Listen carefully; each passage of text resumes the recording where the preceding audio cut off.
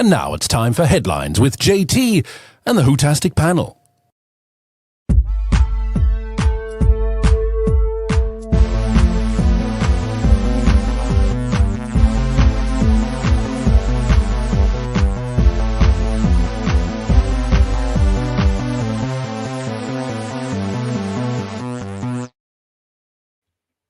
Here we go then. Are you ready, Who viewers? Because it's headlines. And yes, indeed, it is Friday, the 4th of April, 2025. Yes, I said that correct. Friday.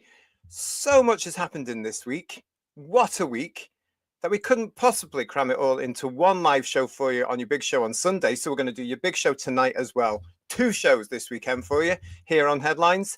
How's that for you? I bet you're all excited, aren't you? Lovely to see it. Everybody come into the chat because have you heard what a week it was indeed? As you'll be aware, I am sure, RTD, Gatwa, and the new girl herself, Verada, Sethu, have been all out and about here in Blighty, and they've been speaking. And quite frankly, we should be maybe asking why, and should they be allowed, because we have been judged, and I'm not just talking fans for the umpteenth time, but this time I think they were also talking about the public. We're going to be coming up to more of that during the show. It's great to see you. Thank you for joining us. Don't forget to subscribe to Who's Views. If you have already subscribed, please make sure you're still subscribed. It is great to see you. Guess who's with me this evening? Yes, it is, of course, the one and the only Bring Him On. It's Paul. Yay! Hello. Have you missed me? Where have you been? Nothing, just fine. Yeah, it's Paul and myself here on Who's Views tonight because this time round it's Third Doctor Ian's turn to work this evening.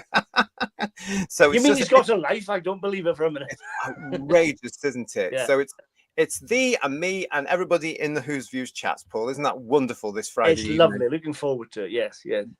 Looking forward to the chat more than the series coming up next week. I can't believe it's next week already. That's scary, isn't it? Yeah. It's going to be next week, everybody, isn't it? It's come around quite quick, actually, hasn't it, Paul? It has indeed. Yeah. Listen. Before we go anywhere, this is the first show of April, right? For us here at Who's Views. So you know what that means. What does that mean? Yes, it's time, everybody, to change our Daryl Joyce Moments in Time calendar 2025. So let's do that right now. I hope. There we go. That was the last one there. Oh, that one was lovely. Yeah. And there's April's, everybody. Oh, that is beautiful. Fantastic. Daryl, superb as always. Superb. Yeah. The detail on this is fantastic. If you've got the calendar, you know exactly what we're talking about, everybody. And the detail of the human characters as well, particularly the Daleks, superb, but the humans are really good too, I have to say. Yeah. And when you look at the actual picture, the eyeliner on the female character is so 80s. Yeah. Well, it was 85. Okay. Well, Space 85, but 85 nonetheless. Yeah. Well, there we go. Daryl, again, great work on that for the calendar Moments in Time 2025, but that's us changed it. There we go. So, well worth the money that wasn't. Oh yeah, definitely. Yeah. With that. Absolutely. Hello everybody, Paul Stanford's with us, Paul. Oh, here we go again with all the Pauls. Lovely picture from Daryl. I wish that I was so talented, don't we all? I mean, gosh, he really is a talent, and his little videos as well with his little what do they call it, AI stuff.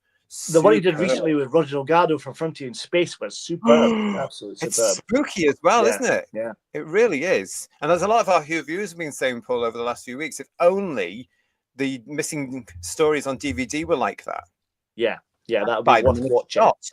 Yeah. I don't see where they can't be, because they've got a lot of them have telestats to draw on. Why can't they do that? I don't understand. Tell me why. I don't know. Julianne is with us. Hello, Julianne. She sent every calendar page is a winner. It absolutely is, isn't it, Julianne? Graham is saying, I remember that moment like it was yesterday. It's fab art from Daryl. Pete Harrington, hiya, Pete. Wonderful calendar. Yeah, really is. And it is Woodhouse 122. I feel sorry for anyone watching Series 2. It's made to pee fans off, according to Fruity Gatwa. We're going to be talking about that in this very show, Woodhouse 122, because I wasn't amused about that again. Me neither. Yeah, feel sorry for all of us, because we're going to be here looking at the thing. Yeah. Episode 1 is mercifully short at 46 minutes, but that's probably too long. Yes, exactly. Hello, Edward. How are you? Edward is saying to us today, I found the internal TARDIS toy set with lights and sounds working too. Being a big fan of the 9th Doctor, I kicked the 10th out and put the 9th Doctor back in. £25, a great bargain. £25 for that TARDIS play set. Well done, you. That is a great bargain. Really good, is. Yeah. And I'm glad it's working as well, because that's 20 years old, that toy.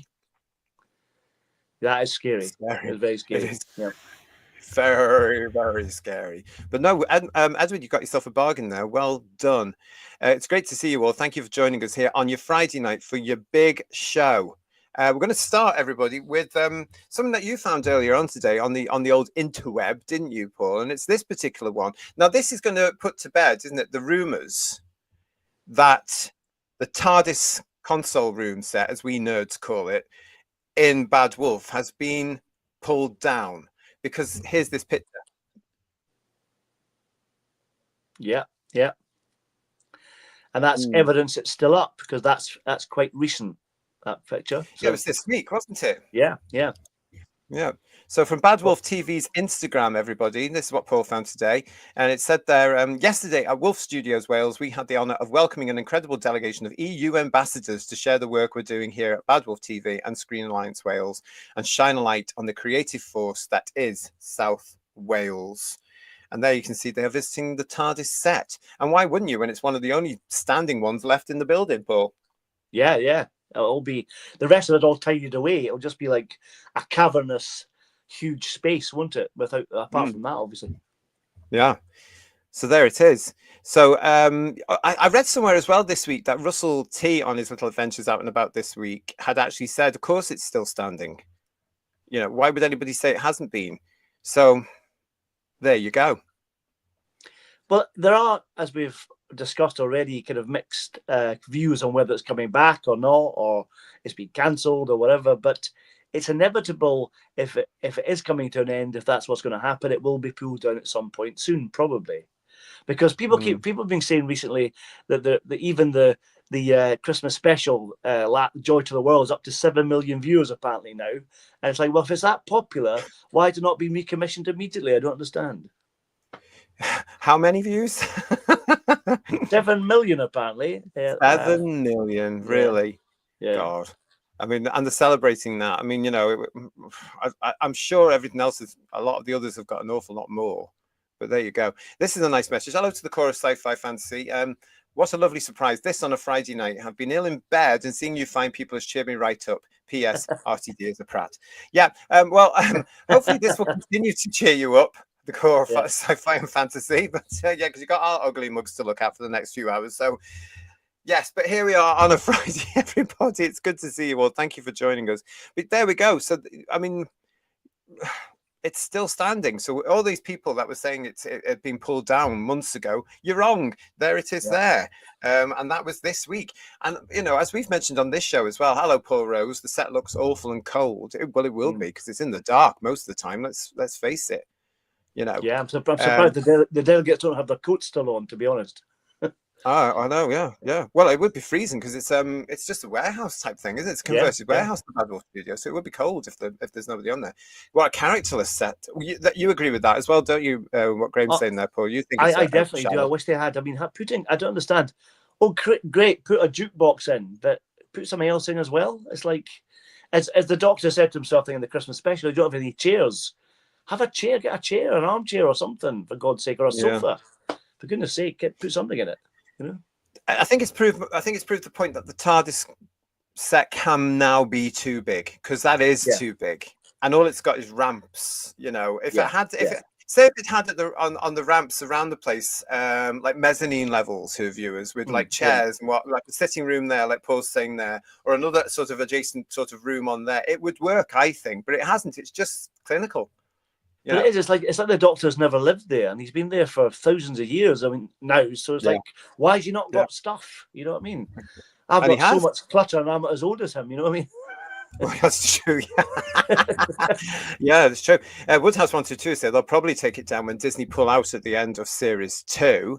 Edward is saying, a shame I can't show a photo of his TARDIS playset. Well, you can send it to us if you like, at whosviews1@gmail.com.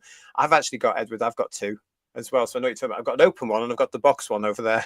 Wait a minute, you opened one of your play sets? I got two. Okay, were you not feeling very well? What happened? No, I just thought, oh, this looks good. And at that point in 2005, 2006, when it came out, I'd always wanted the TARDIS control room set. So were you reenacting bits with your figures as well? Did you do that? No? No. Okay. Legion of James is saying to us, talking about toys. So my internal Poetry Completist won out again, and I've bought the other two Maggot Variation Third Doctors via figures on Evil Bay. It's out of control. Anyway, back to the usual programming. Oh, shooty. Facepalm. Yeah, listen, get help, Legion of James, will you? Because all that for a maggot, which is the story of our lives on a Saturday night in the past. But no, get help, please, please, please, because that's too much, isn't it? Graham is saying that would be meaning 7 million insomniacs. And Forbidden Man is also saying it will cost them a few bob to take it down. Exactly. Oh, and that's the other thing I was going to say, Forbidden Man. We've heard that BBC Studios are actually very, very keen to make sure this thing does not come off the air. And so they'll want to keep that set because it costs an awful lot of money. And they want Doctor Who back in some form or another in 2026. Let's see where that takes us. But that's what we're hearing. And who can blame them? It's one of their prize jewels when done properly, isn't it? When done properly, exactly. And that's the problem, isn't it? I mean, it's been mishandled for years now. It's horrible. So sad. I know. But let's see where it's going as well. Hello to Digital Pollution as well. And nothing. No, don't worry, you're not that late. It's fine. And here's Adam Cartwright. Hello, Adam. How are you? Happy weekend. Hi. Hope everyone is good. Won't be watching the new series of Doctor Who. Definitely done after the last series. I do not blame you one jot. But do make sure you come to see us on reviews so I don't feel like we're alone. I'm not talking to nobody. We're going to be telling you more about what we're planning to do this very month in April on Sunday's Headlines at the usual time of live here on the channel at 8 o'clock. Here's David B. Why not put some grass in it? You could have a little grass verge up there, couldn't you? A little garden. That would be brilliant, David B. I like that. And the Doctor can touch it anytime he likes. Yeah. Exactly. Yeah. I bet the first episode will be as embarrassing as Space Baby, says PTA. Oh, I'm sure it's going to be. And we've also got Bedwy here with us. Hello, mate. 7 million includes the BBC Three repeat. The official final figure over 28 days was 6.38 million. End of counting. That's what Bedwy does best. As you know, he does all the ratings analysis. He has the figures like this. He's now carrying them around in his head, which is very bizarre. But don't forget, he will be joining us for the special shows after the episode's broadcast, when we're going to be looking at those ratings, those pesky ratings that I'm sure the industry no longer wants. Oh, it's good to see you all. Thank you for joining us for your big show on Friday, everybody. Noodle Arms, good to see you as well. And Woodhouse 122 is saying to us they have the opening episodes up against Britain's Got Talent. A sub 2 million overnight is almost guaranteed. Great, because I'll get a pencil, won't I, Woodhouse? You will, yes. Doctor Who season 15, or series 2 as it's officially called, does start on the 12th of April next Saturday at 6:50. We've all heard 6:50 on BBC One. That's what we're hearing now. We'll know more about that this week, of course, but that's what we're hearing. And you do know, of course, as well, we have the return of Doctor Who Unleashed, and I will take that hit for the panel. I'll do that. Thank you, because I certainly won't. We're going to be talking about Unleashed in just a couple of seconds. Paul Stanford, the important point is not whether the TARDIS set is still standing or not. It's whether it's going to get any use beyond publicity pics. I feel it's extremely doubtful. It does look like that way, but as I say, we're hearing here that BBC Studios are absolutely very, very, very, very, very keen to ensure that Doctor Who is going on, into the future. And as I say, why wouldn't you? So we'll keep up to date with that, everybody. Honestly, David Harding, it's good to see you as well. And Pete is saying to us, it's clinical and characterless. I'm sure they've had ideas, but now it has really been explored. You really are sure they've had ideas, are you, mate? The thing about it as well is they never show you anywhere else.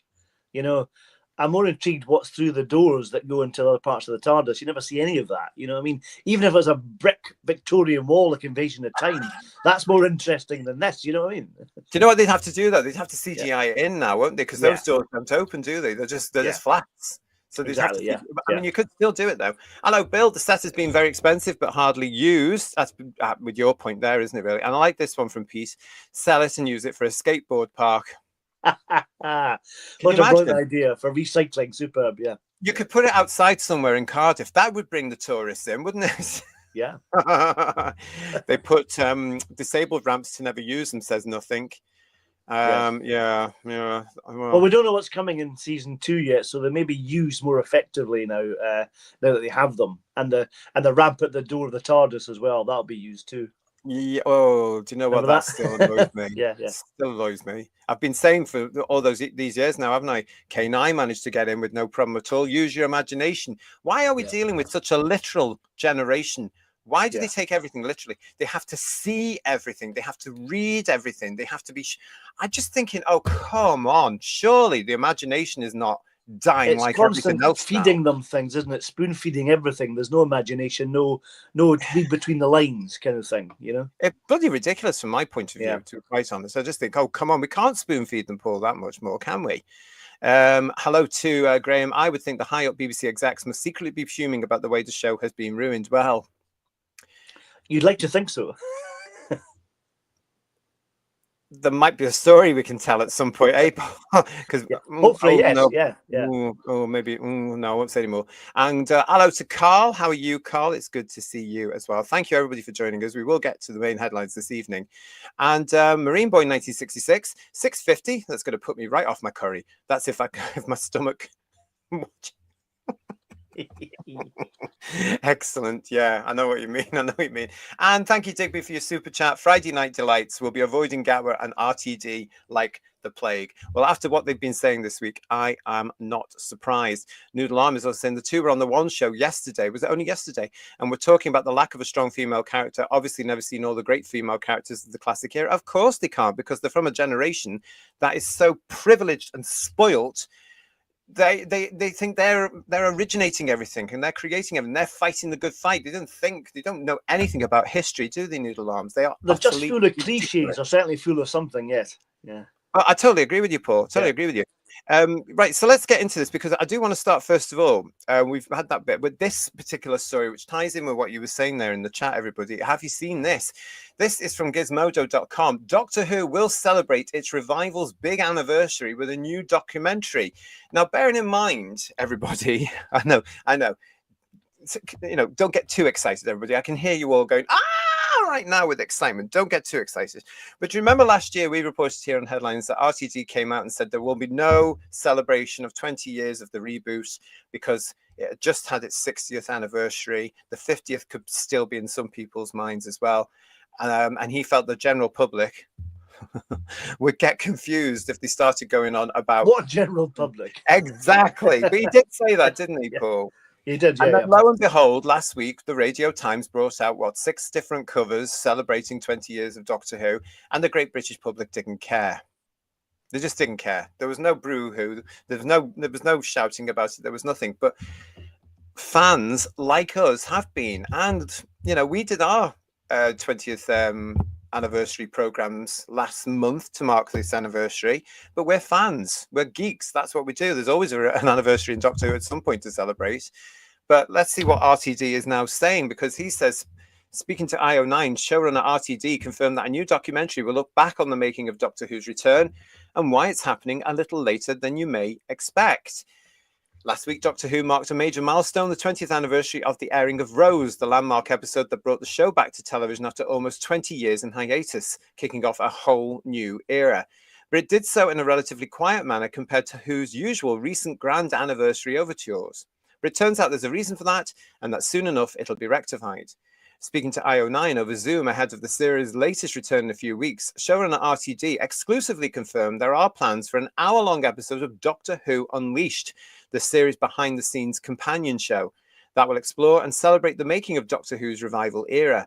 It will air in the coming months on the BBC iPlayer in the UK and worldwide on Doctor Who's YouTube channel. The reason it didn't arrive timed to the anniversary of Rose, well, in part, RTD himself. To be honest, he says, the anniversary wasn't on my mind. I am very much aware how on Disney Plus worldwide, going to some territories that have never had Doctor Who before, Davies told IO9 as he reflected on the latest season of the show airing so close to the 20th anniversary of Rose. There are some people watching this to whom Ncuti is the doctor, the number one, their doctor. He believes that. He really does believe. And so you've got to whom? Yeah. I mean, this bit is what we say about all the doctors. This is what fans have grown up with. Who's your doctor? Who's our doctor? Yeah. Which one do we go? Now, because it's in his head, Paul, I reckon, who viewers. Yeah. That's why he's saying it at this particular point, because he's absolutely certain that Ncuti Gatwa is somebody's doctor to some kid or something. And yet last week we were reading a report which shows that the kids aren't watching Doctor Who. Yeah. So it's all very interesting. You know, not the age group that you would want to be growing up, sort of 7, 8, 9, where watching it as a young child, being engrossed by the fantasy and the monsters, all that kind of stuff, which when we were little, kind of thing, you know, that's what you want. Well, it was essential when we were little, wasn't it? Exactly. So if you want to grow an audience, that's what you want to do, you know? Yeah. So I think he's slightly deluded there, Who viewers. Let me know what you think. Yeah. We'll carry on with the story, because it carries on with a bit. That's always been the case for many years, to look for that new audience. So I actually thought it would be a bit backward, be a bit heavy-handed to acknowledge. And now we're here, and I'm kind of slightly kicking myself because everyone seems to be full of joy about it. Seeing that joy in the build-up to the anniversary ultimately spurred Davies into realizing the series should also celebrate in some way too, and chose to do so with this new documentary. It's coming out late because I was the one saying, let's not do anything, RTD laughs. And then quite late in the day, I changed my mind. Everyone's talking about it. Let's do something. So we are. Well, I can't see it making huge impacts, to be quite honest, because A, it's late, and B, it's this show that's now going to be on iPlayer and the YouTube channel. It's not going to be broadcast, as far as they're concerned, or what that's saying, on terrestrial television, Paul. That's interesting, isn't it? Yeah, it's not. But interesting. I wonder why. Because partly the one thing, are they afraid of the previous era of New Who showing up this current era? Because it was much better, as we kind of discussed in our review of the overview of the 20 years. That it was much better. But this current era is awful. So it'll really show up his writing that this is awful, and that was much better. Don't you think? I totally do. And I don't know. I think it's just bizarre that what twigged this? Was it the Doctor Who magazine? Was it the Radio Times coverage and the interviews he had to do for that? It certainly wouldn't have been people on YouTube, although he might be aware of certain shows. But like you say, the public aren't here to appreciate it, you know, unless you've got a bit of nostalgia, maybe liked it early on in 2005 to 10 or whatever, and you quite liked it, you might dip in and watch it. But like you said, the general audience is gone now. They're not sticking with it, you know? Yeah. And I reckon we're going to be seeing that in a couple of weeks' time when the viewing figures start coming in, everybody. Terrified Monk, hello to you. Cool. I look forward to not being able to see this in the USA without a VPNM. Yep. Noodle Arms. There's a new special edition of the Doctor Who magazine for the 20th. I'm not buying it. Do you know what, Noodle Arms? I've not even seen it on the shelves. And I did have a look yesterday in one of the WH Smiths that is left. Nothing there. And the supermarkets don't often get these special editions. So Panini are going to have to really look, Paul, for a way of making sure that all their titles find somewhere different than the traditional Smiths after all these years. You know, it's shocking. Well, that's exactly, yeah. And as you're alluding to, the places like Asda or Tesco, the big supermarkets, they don't tend to stock many at all, do they? Let's be honest. No. I was in my Tesco today. As you will soon see, Who viewers, I was there getting my coffee and looking at the latest magazine, not buying it, for you, as we do. And I noticed that Doctor Who magazine, last week, there were 4 copies of Doctor Who magazine on the shelf in my supermarket in Tesco, and there are still 4 copies of Doctor Who magazine there. It could be perhaps because it's the sealed one and it's very expensive. It could just be because nobody in my area cares. We've got Legion of James saying it's happening a little later than expected because they are desperate to save the dumpster fire, and Juliana saying the BBC is desperate for publicity for Doctor Who. I wonder if they'll get Mr. Eccleston back for an interview 20 years after, perhaps. I don't think so. Some people, not a lot, for Rose. Yeah. We've got here from Rose Kirby. Hello, Rose. How are you doing? We've got hello, folks. Happy 4th of the 4th. Also, happy Sisters Day. Hey, only 8 days, 192 hours to go. And hello, Who's Views to everybody in the chat. Well, hello, Rose. Hello. Lovely to see you.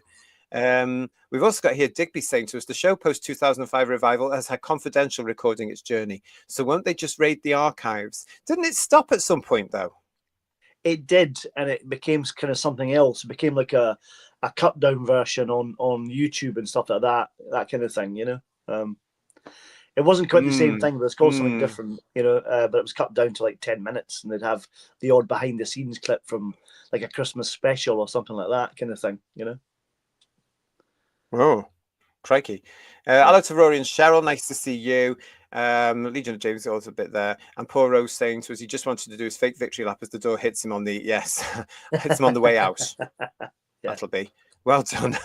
But isn't that interesting, though? All that last year and saying, no, we're not going to do anything. And now something has changed his mind. And I think, again, because it is late in the day, they're not going to get any coverage. If he had done something, and the Radio Times covers would have been justified then last week, wouldn't they? They would have had something to do because they did these things and these articles and there was no show to promote. So they're going to have to do something different.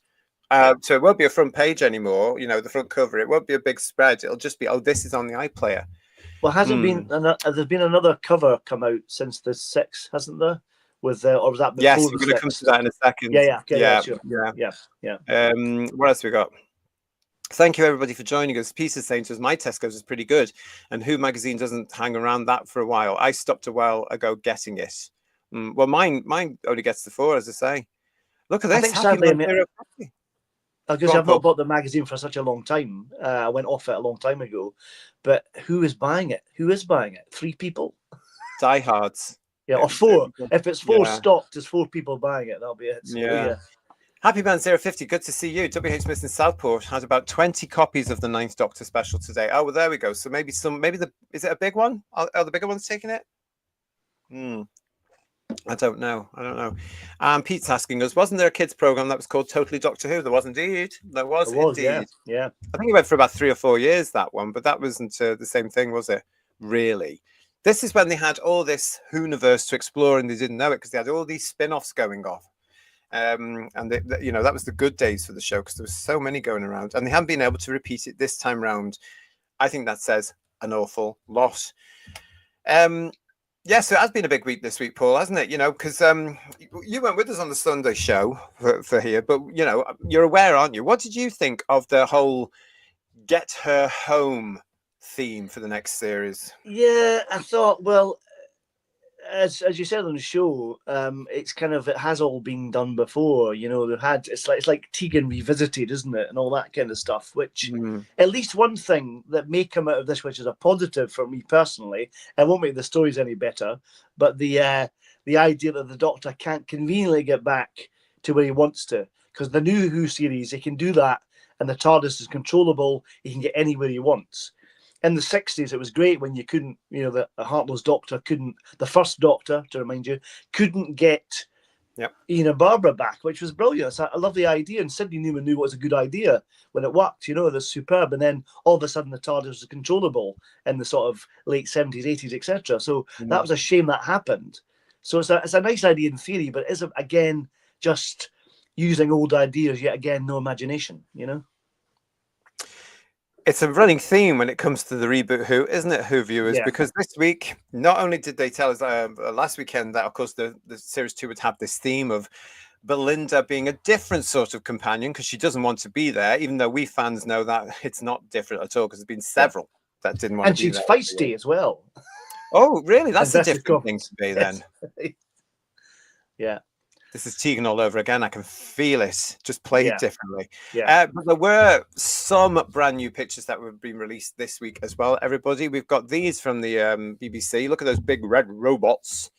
So that's from the Robot Revolution, episode 1 on the right there. And of course, the picture on the left is from Lux, as we now know. So that's on the way. These are just standard sort of... I must admit, when I saw some of the clips with the robots, until I saw the faces look a bit silly, but I quite like the robots, but it depends how they're used and what they do, you know. But again, this episode appears to be another retread of something else, you know. I think it's a mix of things now, actually. Yeah, But yeah. I bet character. It's a shame character options aren't selling all this new stuff, really, isn't it? As well as the original stuff, because they would love those as a robot. Can you imagine if the show was that popular? We've also got well, there was another trailer out this week as well, wasn't there? As well, if you want to call it that, it was another teeny weeny thing. You know, with one of these little things, teasers maybe, I think, rather than trailers. But a couple of screen grabs for you from that one as well. Here's the Ncuti Gatwa Doctor here with another hairdo. I mean, not only does he change his clothes, he changes his hair every bloody week. Well, that's interesting. Isn't there one episode coming up to set in a barber shop, which is weird to have to say. I never thought I'd say that. Doctor Who and a barber shop in the same sentence. I can't believe that's a story, surely. Yeah. Do you know what? It probably is. And I love Desmond's. Don't get me wrong. Staple viewing throughout the 90s, Desmond's for me. But that's not sci-fi, is it? Or fantasy? No, it's a comedy. It's a sitcom. I love it. Yeah, great sitcom. Yeah. But I don't think I could see what sits on. Well, we'll soon see because we're going to be reviewing it. Yeah. There was also this still as well, which looks this looked quite good. Yeah. There are various theories Marvelesque, about what. No. Yeah, very Marvelesque. Yeah, definitely. Yeah. So we'll find out together, who viewers, what this is. Again, it could be one of those little things which is in it for 2 seconds. You know. It just disappears after that length of time. Well, that's the thing. We've said this quite a lot, GT, haven't we? There's a lot of talent at Cardiff who do really good, skilled things. It's just a shame the writing's not helping it, you know? Yeah. The production values are superb. Really superb, yeah. There was also this photograph, which has set the internet alight for some reason. Yes. It's like, have you seen Batman Forever? No, Batman and Robin, the opening sequence of Batman and Robin, directed by Joel Schumacher. That's what it reminds me of. And that was Joel Schumacher, of course. Yeah, there'll be lots of sort of bum shots and stuff, that kind of thing. Yeah. Nothing biased from Joel Schumacher. But to me, this just looks like, again, it looks like the Marvel superhero things. Yeah, it's like sort of Fantastic Four or something like that, isn't it? Yeah. I know it's his spacesuit, everybody. I know it's his spacesuit. I do know, honestly. Yeah. But why promote he looks like he's going to do it like he's like an athlete or something. He's going to do some kind of running, you know? Running offset. Hello, Josh. Josh H is with us, everybody. Gatwa doesn't have gravitas as the Doctor, and I'm not sure where this future Hollywood actor, quote unquote, stuff comes from either. Stick him in EastEnders and he doesn't stand out. Well, stay around because we've got something to show you, Josh. Stay with us for the next few minutes because we're going to be there. Kirsty is in the chat. Hello, Kirsty. Nice to see you. Thanks for joining us. Guardians of the Galaxy-esque. Yeah. And is the budget going on Gatwa's hair and clothes, says Digby? Yes, probably. Yeah. Well, you know, there was something I saw.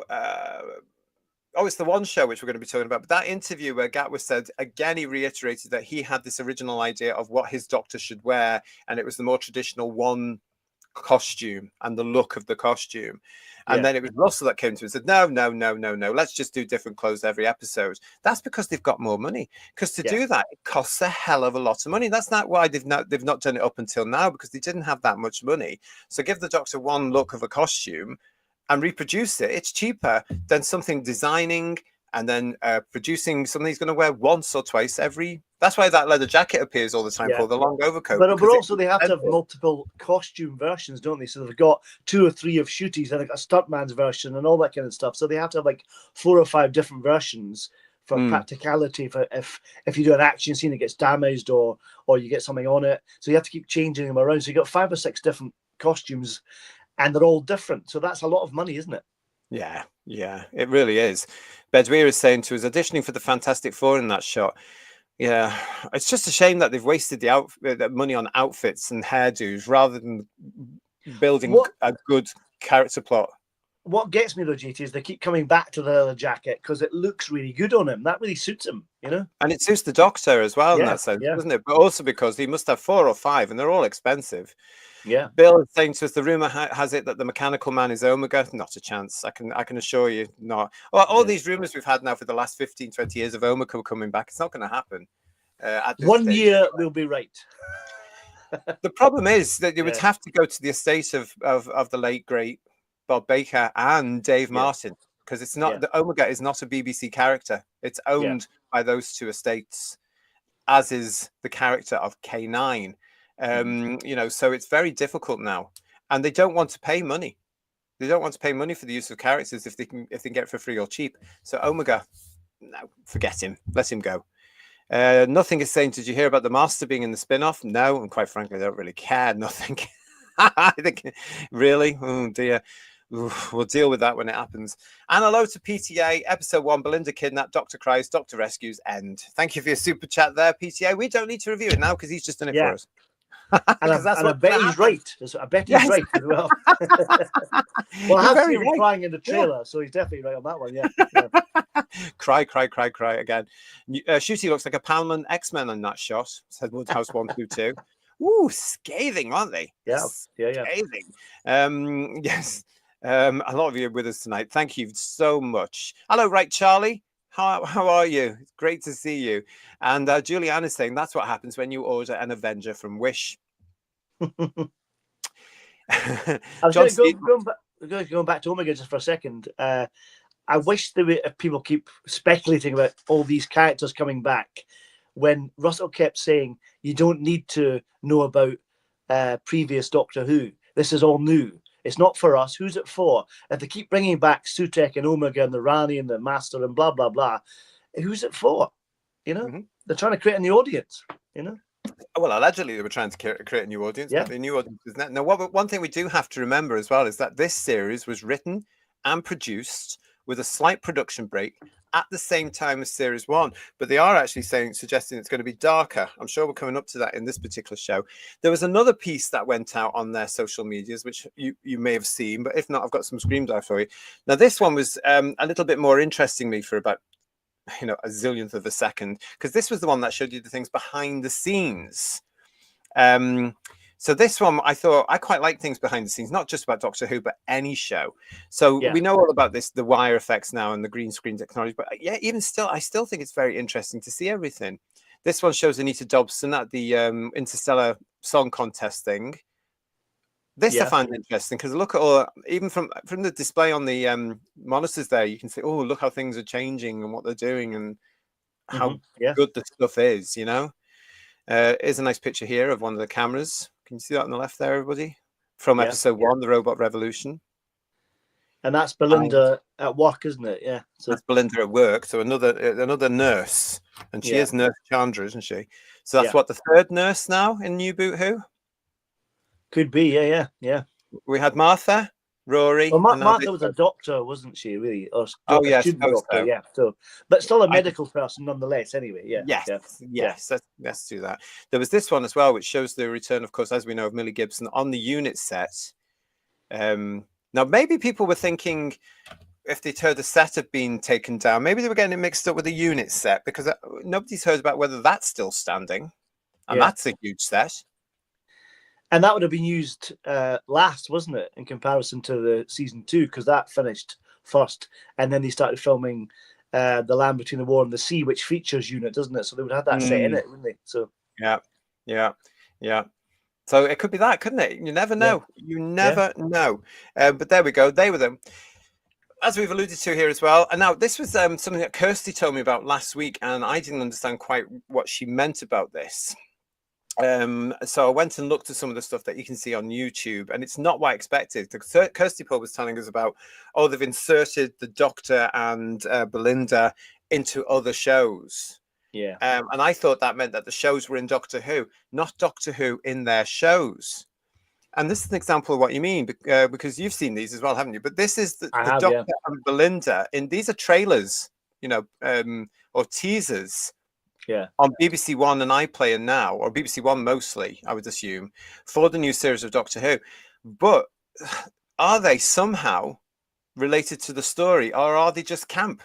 Here's the Doctor and Belinda with Alan Sugar in The Apprentice, and that's where he's telling them the rubbish. I can't see that actually being. Is that an outtake from or a take from another show? Do you think, Paul? It's probably Lord Sugar's probably just talking to someone else, and this has been added separately. You know what I mean? Because you've seen the other clips as well, and other pictures that other programs have been edited in. So I think this is the same for that Lord Sugar's speaking to contestants on a previous show. Yeah. That's what I He's thought. not specially shot it. No. Yeah. This one's quite interesting. This is what Bedouia and Phil won't like, but this is the Doctor and Belinda arriving on the set of Gladiators. Yeah, You see yeah, the TARDIS top light there. The TARDIS is right in the middle platform there, everybody. yeah. Mm. They're desperately trying to boost their ratings by kind of piggyback on the back of good shows. It looks like it, doesn't it? Yes. Yeah. That was my immediate reaction when I saw this. And a few of you in the chat are talking about EastEnders, but this is going back a little bit because here's Pat Butcher with the Doctor and a very surprised Belinda behind Pat. This is the infamous scene where on the ongoing love-hate relationship between Pat and Peggy Mitchell, played by the legendary Barbara Windsor. Barbara Windsor's character, Peggy, gets the gin and throws it all over Pat. Remember, that was a legendary scene. And then she shouts the immortal lines, "Get out my pub!" Yeah. Yeah. The thing about that is they're looking at both Ncuti and V, as she's called, apparently. They're not looking at the same person. The eye line's wrong. You can see that for a start. The eye line is wrong, yeah. Yeah. So this is what worries me about this sort of technology now, actually, because they can go back and do this. And today I'm sad. Today I was thinking about how much did they have to pay Pat St. Clements and Barbara Windsor's estate, or did they not bother? Is it in the contract that there can be, like the repeat fees? You never got a repeat fee, but they can go I just back. want to say, does this make Dimensions in Time canon now? Can I just ask that? Is that going to happen now or not? Not on this show. Answers in the chat, please, if you can. No. Gosh. We've got this from Noodle Arms. The Apprentice ad is actually quite accurate, and it is rubbish. Yeah, see what you did there. Peter Harrington is saying to us, this didn't happen with Matt breaking in on TV shows. Didn't it happen with Matt, breaking in on TV shows, or was it Jodie? My memory is a little fuzzy. I have no idea. I think Matt did it with the TV awards with, I can't remember the presenter, and they went to Coronation Street set, and they went to somewhere else, a couple other places, but they were trying to get to the BAFTAs or TV awards or something like that. Oh, right. Well, there we go. Farsight, yes, you're right. They have added them into the clips. Yep. And Forbidden Man was saying to they're just camp. It will be interesting to see if they've got something to do with this reality war, which is coming up at the end of the season, and which will be around in about 9 weeks' time. Didn't RTD do this last time? Says nothing. He did something similar at the end of the 2005 series because he's so obsessed with a lot of stuff. But one of these things that he's obsessed with is showing how Doctor Who can fit in with what he thinks is popular. Like the Gladiators is popular here in the UK right now. EastEnders is going through its own anniversary right now for 40 years. He can't stop himself by rooting the show in the modern day. Yeah. And it's dating it terribly. Yeah. Yeah, I know. What else we got? Hello, Paul Rose. Hello, John Keeley. Thank you for joining us there. What else we got here? I did see something else there. There. Get out of our show, said Paul Rose. And John Steed saying to us, I didn't even know Gladiators was back on. I didn't actually until I think it's about Bedweir, no? Is it three weeks in now or something like that? I think so. I don't know. Yeah. Right, Charlie is saying, surely it's get out of my show, you slag. That would be more, yes. Yeah. Julianne is saying Dimensions in Time. No. Julianne and I are on the same page a lot of the time. Inserts into current TV shows is just so contrived and ridiculously tokenism for clapping seals, says Legion of James. Ooh, hang on a sec, hang on. Ooh. Yes, that's right, Legion of James, and well said. Well, it's like when they did that awful thing with, I think it was with the Time Lord. They had Mr. Saxon meeting Anne Widdecombe and a boy band and stuff like that. And that was awful. Remember all that? That was awful. I don't remember all of that actually because I've forgotten, but I remember at the time. Again, it's another example of how dated that's going to be if and when we ever come to review it. Yeah. Paul Stenterford is saying next they'll be going back to classic series and putting Gatwa in the background of all the classic episodes. Do you know what? I'm surprised that hasn't already started here, Paul Stenterford, with this rewriting of the Doctor's history to shoehorn in the black woman. What's her name again, Paul? Jo Martin, the fugitive Doctor. Yes, the original, you might say. Never. I do not. But it's a case of like I'm surprised she's not in some of them now for the new mythical audience who would wet themselves, all 10 of them would wet themselves over something like that, Well, they wouldn't they? did that with Ncuti in Adventure in Space and Time, didn't they? They replaced Matt Smith with Ncuti They when they did. repeated it for the Yeah. 60th. So that was Yeah. really desperate. That was, yeah. And then they came back saying, no, it was shot to be like that all the time. It was Yeah, designed to be like yeah, that, wasn't it? yeah, Yeah. I believe. Let's see if it happens next time around, if we get next time around. I'm sure Scott Babs' husband should have been asked. You would think so, wouldn't you, Rory and Cheryl? yeah. You would think so, and you would hope so. But I remember hearing from the original days as well, from the actors' mouths, how annoyed they were when they wouldn't get a repeat fee if one of their shows was repeated, and they wouldn't know about it until they looked in the Radio Times or the press that day. Oh, that's one of my shows on tonight. Am I getting paid? No, you're not. Yeah. Shame. Is Bedweir saying Dimensions this time is canon because it means we had the Sixth Doctor and the Brigadier on the screen together. Yay, I'm a Bedweir. Thank you, Bedweir. Thank you. No. We are going to be looking at Dimensions in Time, God help, at some point on this show. So make sure you're subscribed. I am so excited about that. I know I am.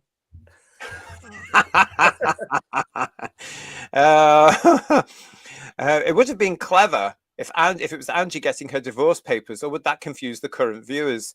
Well, Didn't Anita Dobson appear in an anniversary episode recently in a dream sequence or something like that? Yes. She did. Yeah, she did. EastEnders, for those of you outside the UK, is the BBC's big soap opera. It's celebrating 40 years, as we mentioned here on the show this year. In March, it celebrated its 40th anniversary. And they've done these sort of nods to the past, and one of them was bringing Anita Dobson back as a hugely popular character, Angie Watts from the 80s. Even I loved Angie Watts, and I watched it back then. When she left, I stopped watching it basically because it's not the same. Such a talent. She had it down pat, that role. And they brought her back. She died in the series, of course, being a soap opera, but they brought her back as a ghost because you can in soap operas. Yeah. It does make you laugh when they get away with. Or they come back from the dead and they're still alive as well. That's often been happening. Or they're in a shower. You know. Yes, yeah. We'll remember Dallas, don't we? That's it. Yeah, that was a big one. Yes, that's right, Julianne. It was Into the Traitors. Yes, you're right. I didn't get to see that one, though. John Steed says, I thought Gladiators finished in the early 2000s. It's now back. It came back last year on the BBC. It was a massive rating success. In fact, we talked about it on one of our shows last February here on Headlines 2024 because it was huge. Huge show. And it still is. It's been on tour and everything. Will it be on before Doctor Who, do we think, to bolster the ratings a bit for them, maybe? I don't know. It's something we will talk about next week in Headlines when we've got the schedules through. Bedweir is saying to us, Gladiators hasn't had a clear run because it's already had 2 breaks for sport clashes, 2 or 3 episodes left. Wow. Gosh, I don't even remember seeing it, Bedweir, on the cover of the Radio Times. Doctor Who's going to have a similar problem, isn't it, when they get to the Eurovision one, aren't they, apparently? But we'll talk to that another time. Yeah, definitely. Yeah. But you know, with Gladiators being such a huge show last year and bringing people in on a Saturday night, you would have thought that they would have rewarded it this year with more publicity, more press coverage, Radio Times coverage. I haven't seen anything. So I think that's bizarre. I think it's bizarre. Bill Lowry saying to us, DS9 inserted the actors into the original series of Star Trek, so nothing new. The difference with that one, Bill, is that it wasn't messing up their continuity as much because that was also celebrating Star Trek's 30th, was it? I'm sure it was it would have been in the 90s, the 30th anniversary, and it was very well done. It was early technology as well. It was very well done. Whereas now I think they would do it with a character that only a minority of fans recognize. Yeah. And to make a message. I think that's the only reason they do it. That was the trouble with Tribble's episode, wasn't it? They put together was a Deep Space Nine, was it? I can't remember. But they had Worf in there with the Klingons and wondering why they looked different and all that kind of stuff. It was quite funny, wasn't it? Yeah. A lot of you talking about D in time now. Yeah. Stay with us because we're going to get there at some point this year after we've got all this nonsense, this next series out of the way. Honestly, God, I might actually be craving Dimensions in Time, Paul, by the end of at the end of the shooting Gatwa. Compared to season 2, Dimensions in Time is Stars of Weng Chai, I'm telling you, honestly. Yeah, exactly. Let's say hello to Robert Payne, who's saying hello, everyone. A gratuitous mention of happy birthday to me, i.e. Robert, my 55th anniversary episode. Well, happy birthday, Robert. Happy birthday, Robert. Well. Another 70s boy there, so he'll remember the good times like we do. So happy birthday, and thank you for joining us, and I hope you're going to have a great 55th birthday weekend. Yay! Not bad at all. Paul Stanford is saying to us, I'd take Dimensions in Time any day over the current show. I might be there with you actually at the end of Yeah. Come back in 9 weeks, Paul, and tell me all about it, will you, Mr. Stanford? Because I might be like, please give me Dimensions in Time. Let's have a look at this. Paul Roughton, it's good to see you. I read about the Eurovision episode being released the same day as Eurovision and immediately realized the desperate attempt to bring Eurovision fans on board. Good luck with that. Yes, that's exactly what they've done it for. We are going to be talking about that episode, everyone, on Sunday's headlines, because there is a story or two around it. So make sure you're back for part 2 of your headlines weekend. This is part 1. Part 2 will be 8 o'clock on Sunday. Graham is saying they brought her back as a ghost. No way. My. I'm so glad I don't watch modern telly. Well, that's the... You know, there was There's no imagination anymore. That's the problem. Yeah. Yes. Who was it that was saying recently?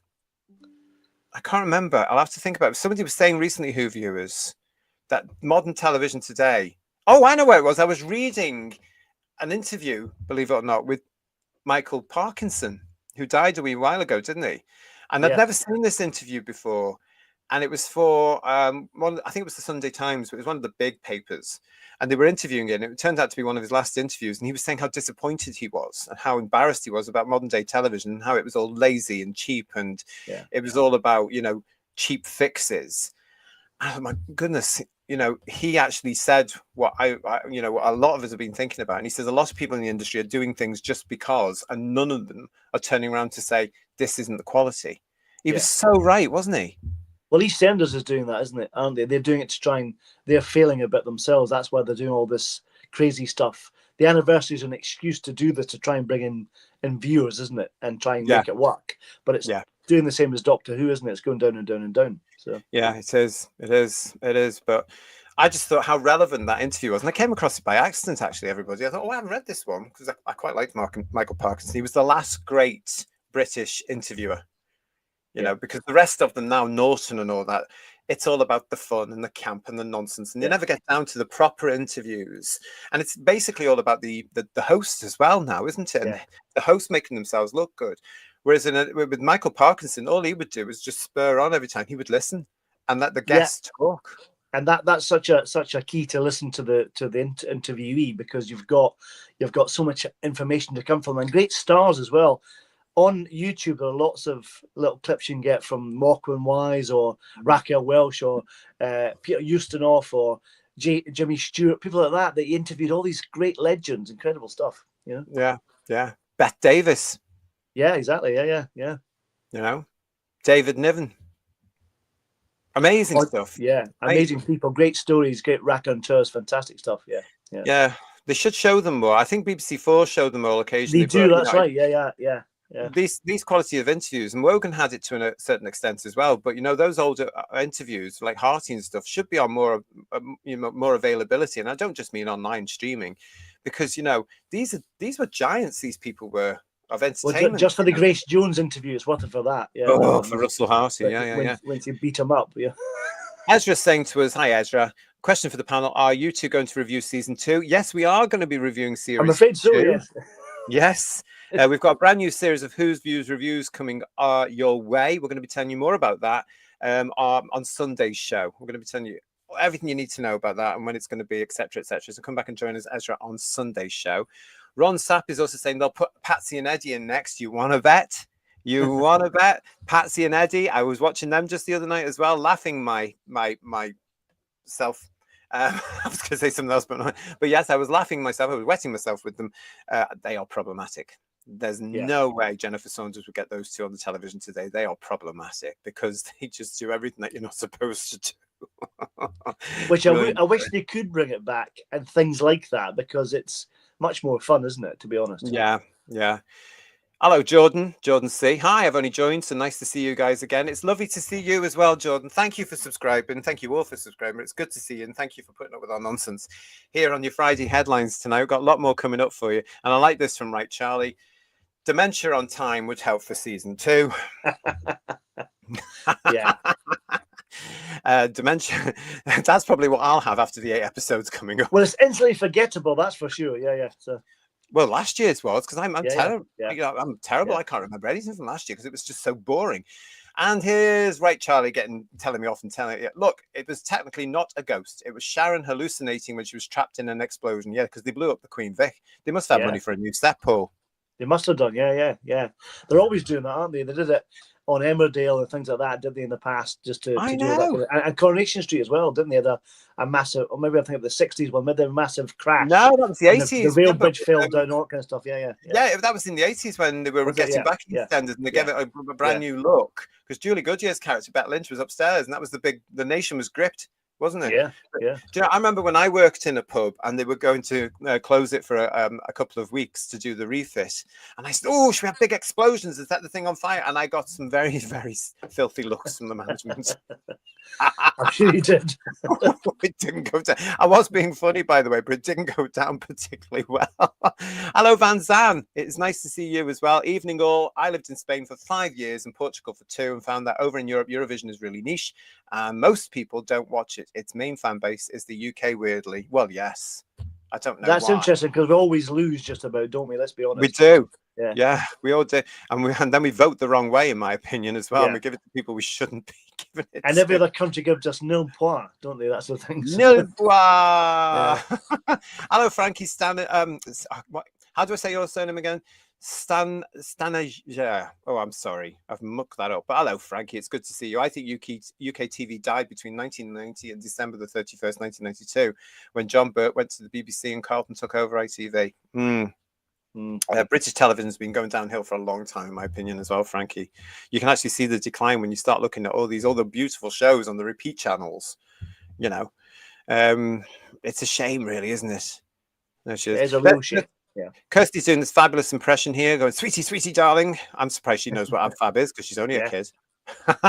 He's probably Googled it, I'd imagine. So. And the Nate channel is with us. Hello, the Nate channel, watching the live stream from Canada. I love this show. Well, thank you very much for joining us, the Nate channel. It is good to see you. And Time Lord Victorious is with us as well. Hello, mate. How are you? Like and subscribe. He says, yes, please. That would be lovely. That would be fantastic if you haven't already. Yes, so that's where we're up to with the some of the stuff from season 2 this week. But yes, there was. Now, I've said this before and I've said it again. Why do they do these premiere things? Because there was another one this week, wasn't there? Have you seen this? Yeah. There was another. I don't understand why they're doing all this. It's I mean, they never used to do it in our day, did they? And they've never done it until recently. Yeah. In this version's day. What do you think this is about, Paul? I don't know. They're just enjoying their own narcissism, aren't they? To be honest, they just like to pat themselves on the back all the time. But I have to say, the thing that got me the most about this, I'm hoping got photographs. What did Ncuti come dressed as? Who did he come dressed as? Ridiculous. Yeah. Do you remember? You remember this because you're a gentleman of a similar vintage to myself. Remember Dick Emery? He had a character called Clarence. College. Yeah, and he was a tramp, a very articulate tramp. And he had that's what he looks like. He had a flower on his lapel like that, and he's got a string round his waist to tie his rather than a belt. He looks like a tramp. Yeah. I did say something about he belongs in Last of the Summer Wine, which is that sort of thing. Yeah, exactly. I thought you were going to say that for a minute. Dick Emery's character Clarence, which was the gay one. Well, he's near to that, but I mean, his name's College. Remember, he had like a bust bowler hat. And he used to kind of, he was really kind of articulate and knew all about life. You know, that's why he was called College, an educated tramp. But it was a great character, very funny. But that's what he looks like. He was a very funny character. I mean, Dick Emery was a very funny man. Again, you wouldn't be allowed today. If you're outside the UK, you can look at YouTube clips. I would recommend go and look at Dick Emery for the British humour that we used to have. He was a very clever, funny man. A great actor as well. One of my favorite, I've got lots of favorite characters of his. Was Mandy is the big one. Oh, here comes a charming young lady. Oh, thank you. I love that, and then it goes on to all that sort of stuff. But Clarence is my other big one. Oh, hello, Honky Tonks. Hello, Honky Tonks. How are you? Yeah. Nice to see. Gay in the 70s, played by the straight guy. It's so funny. But let's get back to the point, everybody. Here we go. So this was Ncuti and Verada Sethu coming to the premiere, which was held at the Odeon in Leicester Square. This is the new Odeon Lux, Paul, from what I can tell, at Leicester Square. And when you see the video of it there, I just want you to all know, for no reason at all, I used to go to a club in there on Saturdays and sometimes Sundays afternoon, and it was fabulous because they had escalators and all this music around, so you could dance up the escalator, dance down the escalator. I loved it. But anyway, that used to be a club, and then it became an M&M shop for many years, selling chocolate bean things, which was just silly. And now I believe it's the new Odeon Lux Leicester Square. So apparently it's gorgeous. But Wow. there were other people. So there they are. There's the two leads. They were joined there as well by Millie on the left there as well, looking very, very clipped. Yeah. Who's the other guy? This is the guy, blah, blah, blah, blah, blah, blah, blah, whose name I can't remember. I've got it written down somewhere, but I can't remember. Apologies to him, but he's playing Millie's Ruby's boyfriend in this series. Right. Okay. Yeah. Yeah, so he's playing the boyfriend. He's the love interest in the He looks different. I think he's got a beard there, but he doesn't have a beard in the trailer. I don't think that's what. No, he doesn't. No, he doesn't. Yeah. But I'm sure that's him. Yeah, if people in the chat will know. But yeah, that's him. I've forgotten his name. Sorry to him. And then the. Yes. I think we're talking about, I think they're trying to manipulate us into getting annoyed here because they've got Joe Martin there. And I know that Martha's mum, I've forgotten her name, but I don't think she's in it. But there was another character that turns up later as well in the pictures that is trying to make us think something's going to happen of interest in the series, isn't it? It's all hype, isn't it? It's a game that they're playing here. But of course, her on the right, which I'm not even going to mention her name, she's the one that upset an awful lot of people in the UK with the comments about the white balcony. And the Marks and Spencer's commercial that she was in. And then we talked about it, didn't we, last year at the Marks and Spencer's commercial. I mean, this woman, I believe, like we're going to be coming to in the show, has a big chip on her shoulder. And I just think these people have no business actually being represented and associated with Doctor Who when they're that nasty when it comes to, I'm going to say it, that I think they're ist, these people. I think they're ist. So that we also had Michelle was there as well at the I mean, it just shows you, doesn't it, really? Michelle Gomez, sorry, was there at this premiere thing. It just shows you they must have been going through somebody's Rolodex, as we used to call it, or a Filofax. Yeah. Ridiculous. A Filofax, that takes me back. The thing is, they did that last year, they did it on the anniversary. They brought Callan Ford in to watch the specials. She came to see the Starbreed, I think, and then they had Colin and Sylvester and people like that. So they're trying to kind of, play mind games with us to try and make us think they're coming back, or what are they doing, you think? Yeah, I don't know. I think it's just I think there's an element of teasing that for the wrong reasons. Yeah. I mean, when it comes to these people as well, we know that they know Ncuti, and I think he's worked with them in some. I might be wrong there, but I think he's worked with them or something like that. I don't know. There was also this particular one as well that came from X, from somebody called Ricky Boletto. Good evening to you. Where there he is in the picture there with RTD at this event, because obviously various, I think selected fans, approved fans, as I would call them, were allowed to go as well. This is RTD credits Children's BBC for his love of all things TV, drama and Doctor Who. He told me the future of the franchise could rest with the viewers of Newsround. Well, of course it could, but there's no kids watching the new version of Doctor Who. So no, I think this is worse in a sense than the Wilderness Years for skipping a generation, because at least the kids were finding the show then through their parents or through UK Gold or through picking up a video or something happening in a school. This time around it's on the air, and then according to that report we read about on Sunday, they're not even watching it. Yeah, and they're not even repeating old New Who on like UK Gold equivalent like they did in the Wilderness Years, they showed classic Who. There's nowhere for them to go. Okay, there's the iPlayer, I suppose, but who goes on the iPlayer? You know what I mean? I don't know. I mean, I'd love to see that, because they are so convinced that the iPlayer is getting all these hits and that it's popular with that generation. But, it's like I said the other night on Headlines on Sunday. They said they read these reports which said that young people's attention spans would this or that. Who's writing all this? And then I would also say they're also listening to certain age groups of fans who say that to them when they say in things like Doctor Who magazine, oh, I fast forward all these bits because it's so slow. They're the real people they're listening to. They're not actually giving young people, children especially, the credit. And I think there's a lot of do-gooding adults around these kids that are doing that all the time, Paul. What would interest me is that if they do fast forward stuff, because they can't keep up with the pace, how do they manage to watch things like the War Games and the Daleks? Because that was such a whiplash of a pace on that. I mean, you couldn't follow the story. You know what I mean?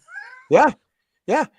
I mean, I still say to the intelligent youngsters around us, and I mean young, little ones, that they will watch stuff that will spur on imagination and thought, and they would listen to a story, because I still believe that children like stories, and I think that's why original Doctor Who is going to be around for such a long time, because the story is there and you have to get engaged in it.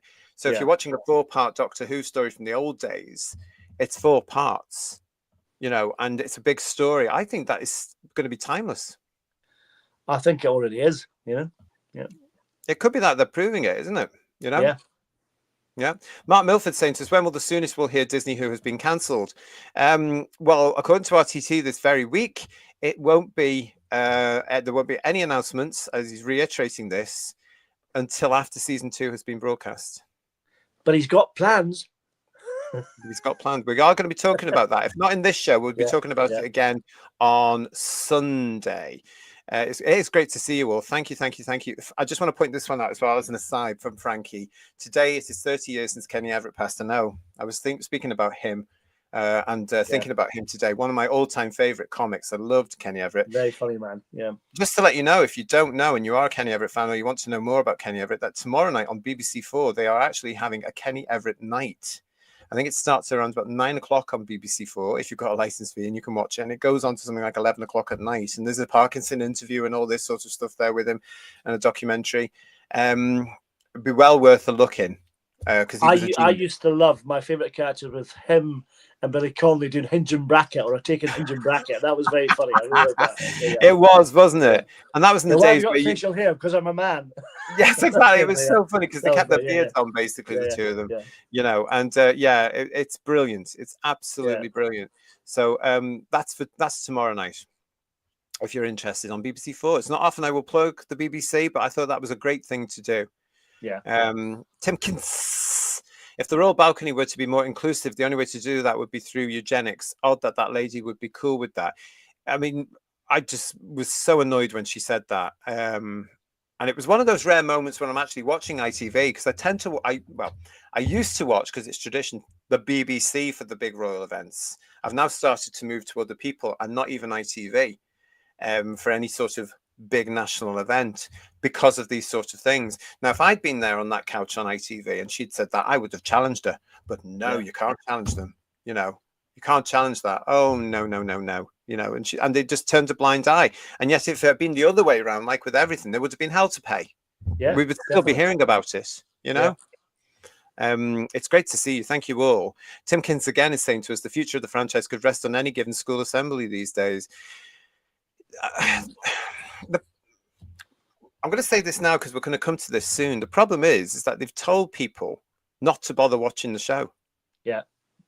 And they're doing it again. Yeah. And they're doing it, because they're absolutely doing it again. Yeah.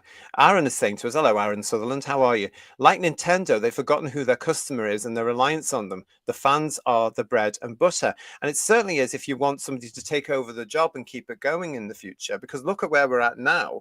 We've got 60-year-old people involved with this show that were watching Doctor Who in the 60s and the 70s, grew up with it, and then eventually came to run it. That should actually happen all the time. There should be a generational change, but there isn't a generation, according to that report we looked at last week, coming in to take over in the future. I think it's very sad where we're up to, Paul. Oh, so do I. I think it's really lost its way. One of the interviews I saw, it might have been some of the clips from the premiere, that Russell was talking about some of the upcoming episodes and things like that, and saying it's all different and new and changed and blah blah blah. It's exciting, but it's lost the essence of Doctor Who. It's not Doctor Who anymore. It really isn't. It's such a shame that has all this money and it's no longer Doctor Who. Such a shame. Exactly. Lots of you quoting Kenny Everett to us here. We're going to be, what Paul's just said there, we are, of course, going to be looking at this in our new series of Who's Views Reviews as we get through Series 2. Oh, hopefully we'll get through Series 2. I'm doing a shooty. David Harding says, I remember watching Kenny Everett on Buffalo, New York's PBS station a very long time ago. Oh, really? That is fabulous. And Chris Chatfield, I'd love to see you. I was on the iPlayer the other day and watched The Censorites. I didn't even fall asleep after episode 3, The Miracles of Modern Viewing. I'm impressed. And going back over there, Nothing is saying to us, I've just finished season 7 of Classic Who for the first time. It's fantastic. Well, good for you, Nothing. And welcome to the club. Honestly, yeah, because it's a brilliant series. If you didn't see our series in January, go back, not now, but go back and watch our series there where we celebrated 55 years of season 7. Because yes, it is that old this year, and we had a great time. We looked at Spearhead from Space, we did a season overview, and we looked at Liz Shaw.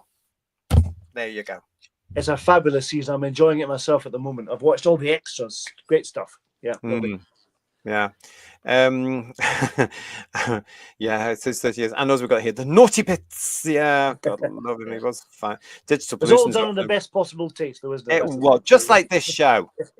Just like this show is, everybody. But yeah, as we've mentioned as well, it was only last night apparently, but yes, they've made a one show appearance as well. Here they are on the BBC's One Show. The BBC's One Show has been going for something like 5,000 years now. I can't believe it's still on Monday to Friday at 7 o'clock. What a cheap show it is. But when did it start? It must have been 25 years ago, surely. At least, yeah. It's kind of a replacement for Nationwide, isn't it? It's that kind of format, isn't it? Kind of idea. Yeah, it's a modern day version. I can see that. It's funny how Ncuti can't even wear an ordinary jersey when he comes out, can he? What is that? What is he wearing? I don't know. A cardigan? What is it? I think it's some sort of cardigan type jacket, isn't it? But it's very fluffy. And I know the fluffy cardigan type things are in at the moment, but really.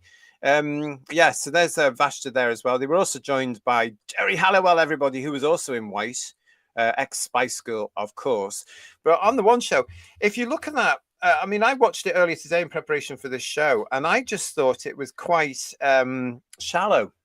Yeah, definitely. And it seemed to be, there's a pattern here, Who viewers, from the premiere onwards, when they've actually been interviews, it seems to be a script again. Now, we mentioned this last year, and we mentioned we were going to look out for it this year, so we have done. I think it's scripted again because the same answers are coming through, the same topics are being looked at.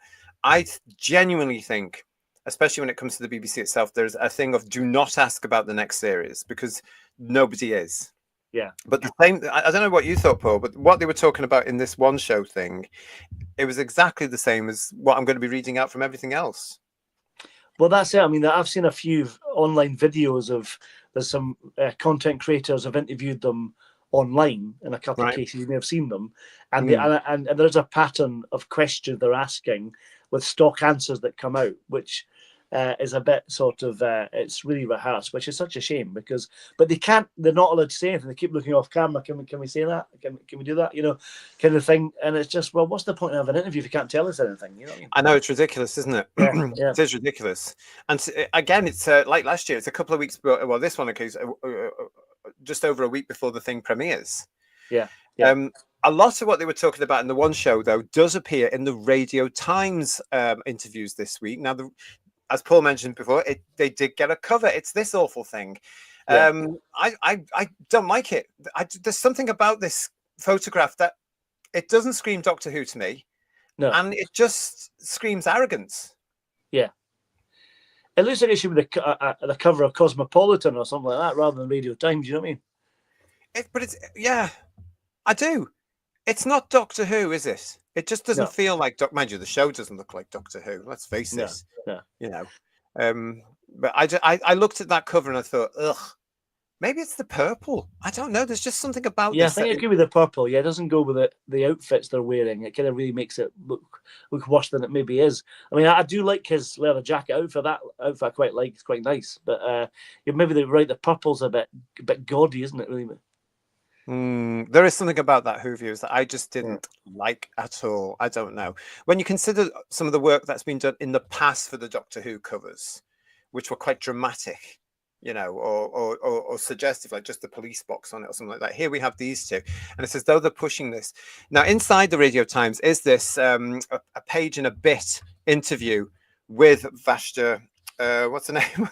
Sethu. Verada, yeah. Verada, sorry, yeah, Verada Sethu. I'm never going to remember this name either. She gets called V, apparently. V, if you remember V, that's easier. I saw one of the interviews that they did in Ncuti called her V. And it was interesting because I heard Millie calling Ncuti Shoots. So Shoots and V, which is like, well, that's like what your major name shorter. That's interesting, yeah. We are dealing with a really weird generation in the TARDIS now. Honestly, it really is. But yeah, that's what you can see. That's what you can see, everybody. It's that interview there with her here. Now, a lot of this has been reported by other elements, including the radiotimes.com. So you would have seen, I'm sure, at this stage now, some of these articles. We're going to look at this particular part of the interview in this particular show. Let's start with this. Now, some of this is actually painful to watch, but in this interview she does confirm that where she was born, that she came over to Britain at a certain time, that her parents were Indian, that she had to do a scientific sort of degree as well because her parents were Indian, because apparently that's traditional. And then she went back and she said, no, I want to be an actor, and she had to get it through her father and get his blessing eventually, and all this sort of stuff. So we've got that sort of stuff. Let's just get to the chat first of all as well, because I've just seen a few saying some of that. Java Beans with us saying, look, keep your voices down, you woke me up. Thank you. He looks normal in that shot, says Terrified Monk. Yeah.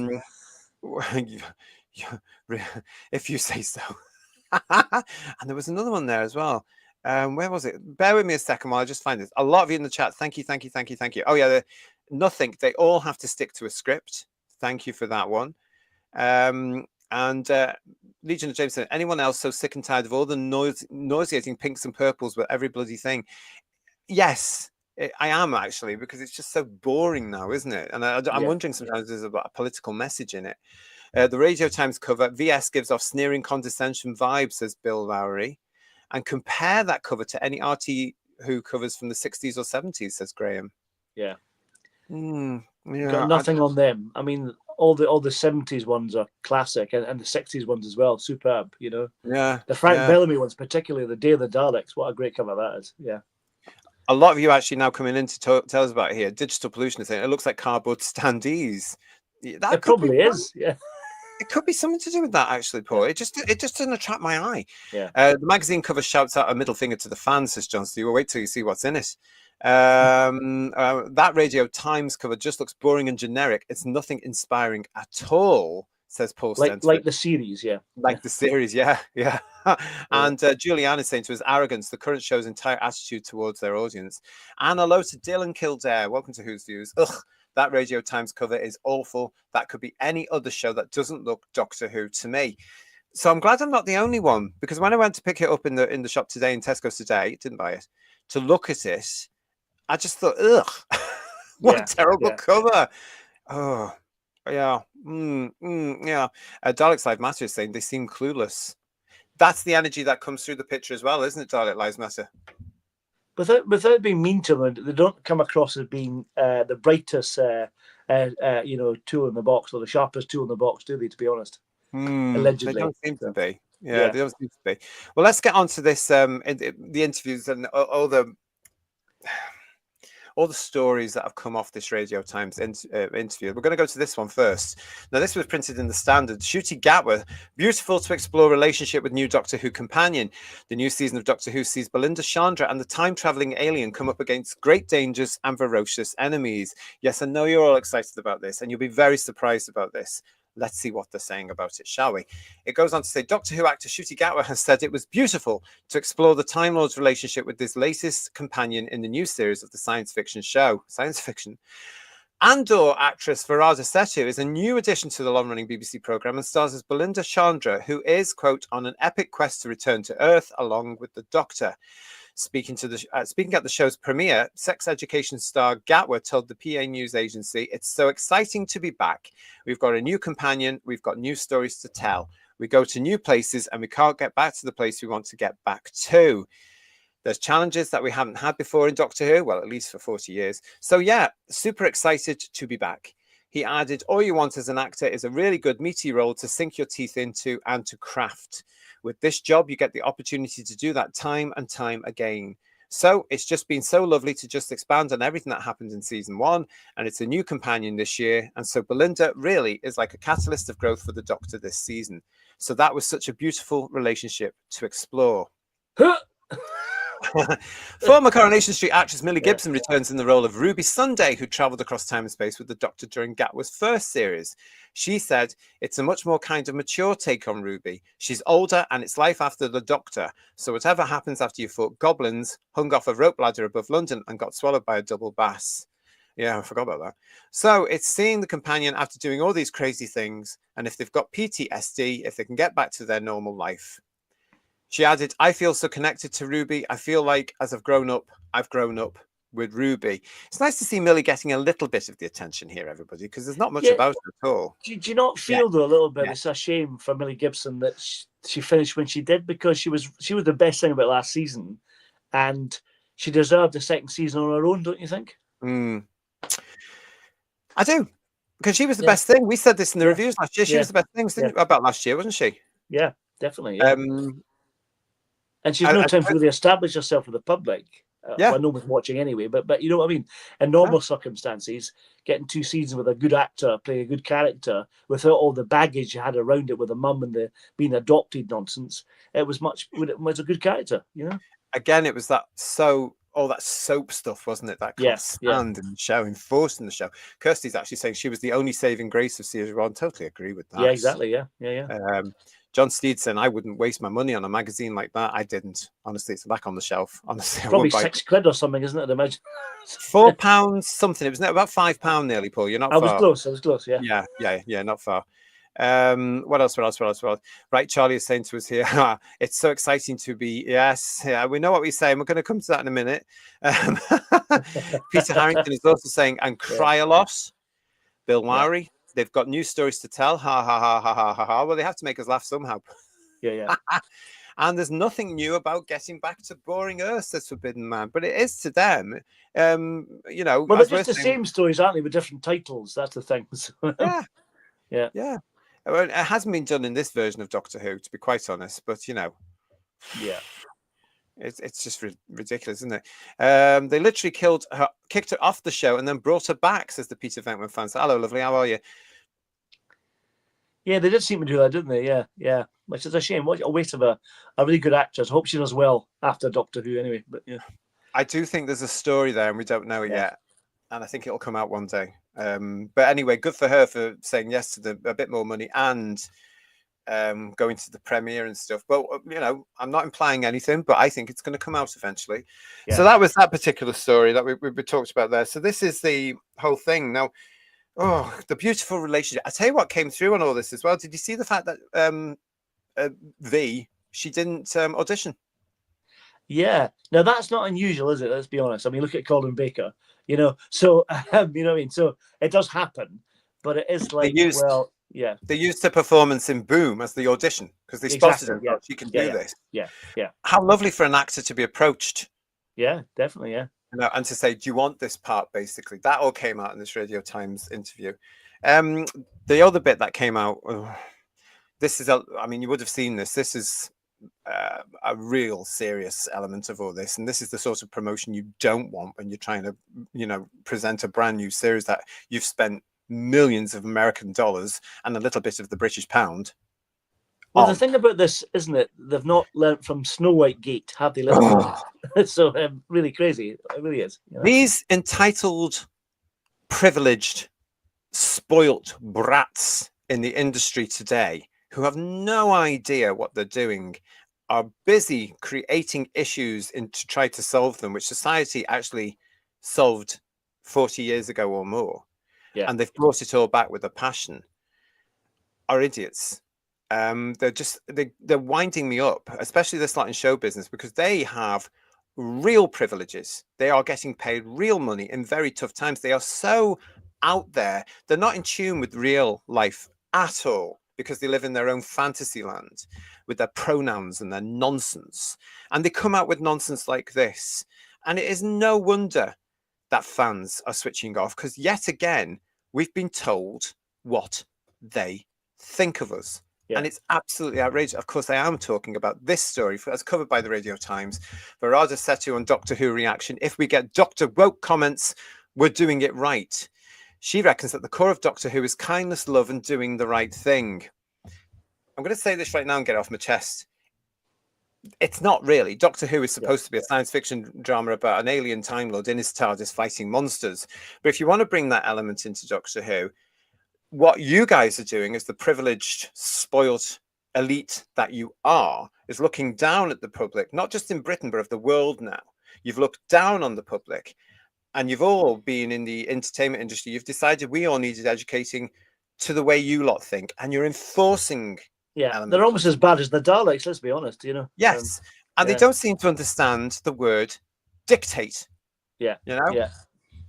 Anyway, let's look at this particular article with you, and we'll come to see in the chat after we've talked about this. In recent years, while Doctor Who has attracted some flack for its perceived wokeness, some flack, one star believes that these accusations prove that the show is on the right track. Since Peter Capaldi vacated the role of the Doctor in 2017, we've seen the first female and black actors to take up the mantle in the form of Jodie Whittaker and Ncuti Gatwa, respectively. I'm glad they added respectively there, just so that we know. This, in tandem with certain storylines, has seen fury from certain groups who believe the series to have been, quote, ruined by woke, unquote, even going so far as to incorrectly claim that the show is set to be shelved. Make sure, everybody, that you are taking all this in, because look at all these accusations coming through this already. We're going to talk about this. About that bit there, fury from certain groups. Let's carry on. For Verada Sethu, the actress behind the Doctor's new companion, Belinda Chandra, whether the show is woke or not isn't really of any consequence. But she finds that the comments about it indicate that the show is doing what it should be, something she discussed in the latest issue of the Radio Times. There's been a couple of Dr. Woke references or whatever, she began, but I just think we're doing the right thing if we're getting comments like that. She went on to say that as far as she's concerned, the show being woke is a very good thing and something that is inherently very representative of Doctor Who as a series. Woke just means, apparently, according to her, inclusive, progressive, and that you care about people. These people have been so brainwashed. And as far as I know, the core of Doctor Who is kindness, love, and doing the right thing. Her partnership with Gatwa's Doctor marks the first, and here we go with this. They have to do this, don't they? None of us had noticed this until some fan peeked up about it and wet themselves over this. And this is what they've gone on to, Paul. It's ridiculous, but look at this. This marks the first TARDIS duo comprised entirely of people of colour, something which has sparked a wave of toxicity online. But both Sethu and Gatwa appear to be remaining positive about the experience. These people are deluded. Ncuti was like, look at us. We get to be in the TARDIS. We're going to piss off so many people. She laughed. Before I don't care about whether they're both the same, you know, the people of colour in the TARDIS. That doesn't bother me the slightest. They did the same thing with the first female Doctor and Yaz. That was they were claiming this is the first time as an all-female cast in the TARDIS. It's like, I don't care. It doesn't matter. If you're good at what you do, then yeah, but it shouldn't matter, should it? Really, that's the thing. No, it doesn't. But this is what I'm saying. These alleged progressives, the far left idiots, are pushing this narrative so much, they're highlighting it so much that what it's actually doing is building resentment. These people are the cause of why Britain is in the state it is in today. It's as simple as that. And these people in entertainment who think they're on the right side of history have been pushing it and pushing it and pushing it. They should actually shut the hell up and do the bloody job of entertaining. Let's see where this one goes, everybody. Ncuti was like, look at us. We get to be in the TARDIS. We're going to piss off so many people. She laughed before explaining how much positive fan responses to her joining the show have encouraged her. As we wait for Sethu and Chandra to make their debut in season 15, series 2, I think you'll find Radio Times, the fate of the series for season 16, series 3, I think you'll find Radio Times, and beyond remains somewhat up in the air amid talks between the BBC and Disney. And whether she wants to return in a potential season 3, Sethu seems keen, but whether or not this pans out, we'll simply have to wait and see. I'm really annoyed about this because, yes, again, it's implying that the fans are ist and phobes and ots. Yeah. And not only the fans now, they're looking at the broader section of not just British society, because they knew at this point, of course, that it's going massive, or allegedly it was supposed to be going massive, and across the world. They're looking at anybody that doesn't fit in with them. Who's the realist here? Listen, it's you two. It's you two on that set and everybody around you. You're the ists and the phobes. The thing that gets me with this, JT, is she's doing the exact same thing that Ncuti did when he started. Yeah. And I quite liked Verada in Boom.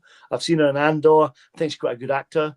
and I quite Yeah. like the clips I've seen of her. But this is right. This now it's clouded how I feel about her as a person, Totally. and it's hard to get past that again. You Totally. know what I mean? Because it's not really unfair. You know? Yeah, no, totally. Absolutely, totally. And this is the problem, isn't it? Because as I mentioned on Sunday's show, at the same time that her Doctor Who episodes are broadcasting, she's also in a Nika, which is a drama on the U channel here in the UK. It's called U, the letter U. Stupid name for a channel. Change it again already.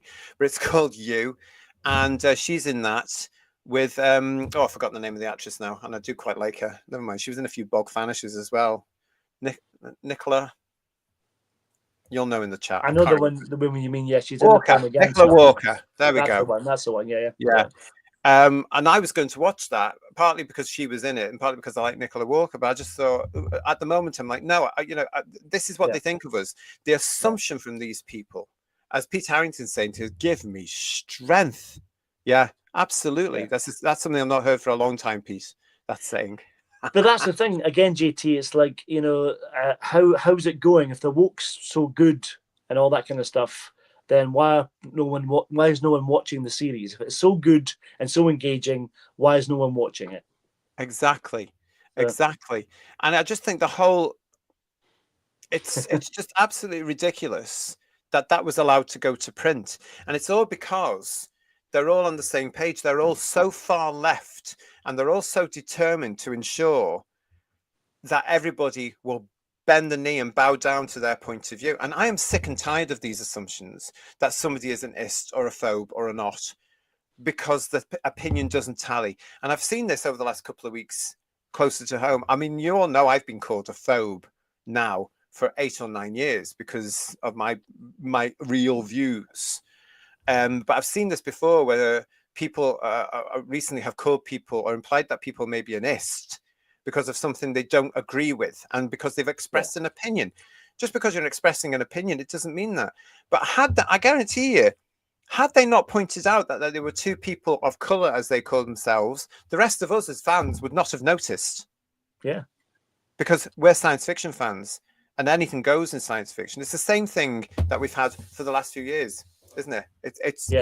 I find it so annoying, Who viewers. Let's see what some of you are saying here. It's good to see you. Thank you for joining us. A Legion of James there, yep. Matt, the Silent Wee Music King, saying Verada Sethu may have lost her mind early. I think they've all lost their minds in the entertainment industry. We've also got Sadsbag here. Hello, how are you? Nice to see you again. This is also tiring, isn't it, just mate? Being antagonistic to one's viewers, you can't shame someone into watching a show. It's not even that. Don't they realise that, as Paul was saying here, Snow White, has been such a massive failure.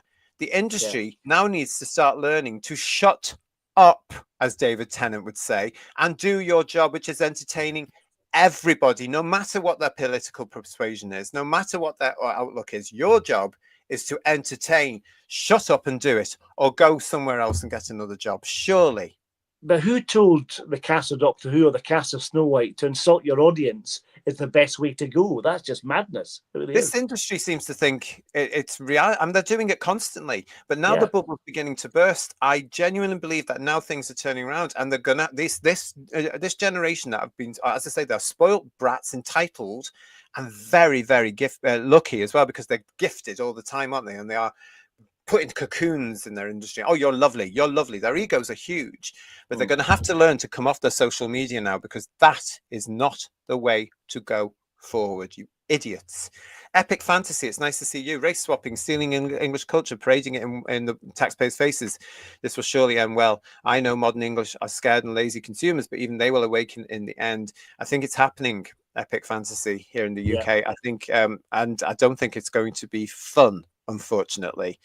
We've got Frankie here saying to us, it's the entitled social lefties in London, like Hollywood, are ruining due to public voting Conservatives in 2010, and America with Trump has peeved the left off.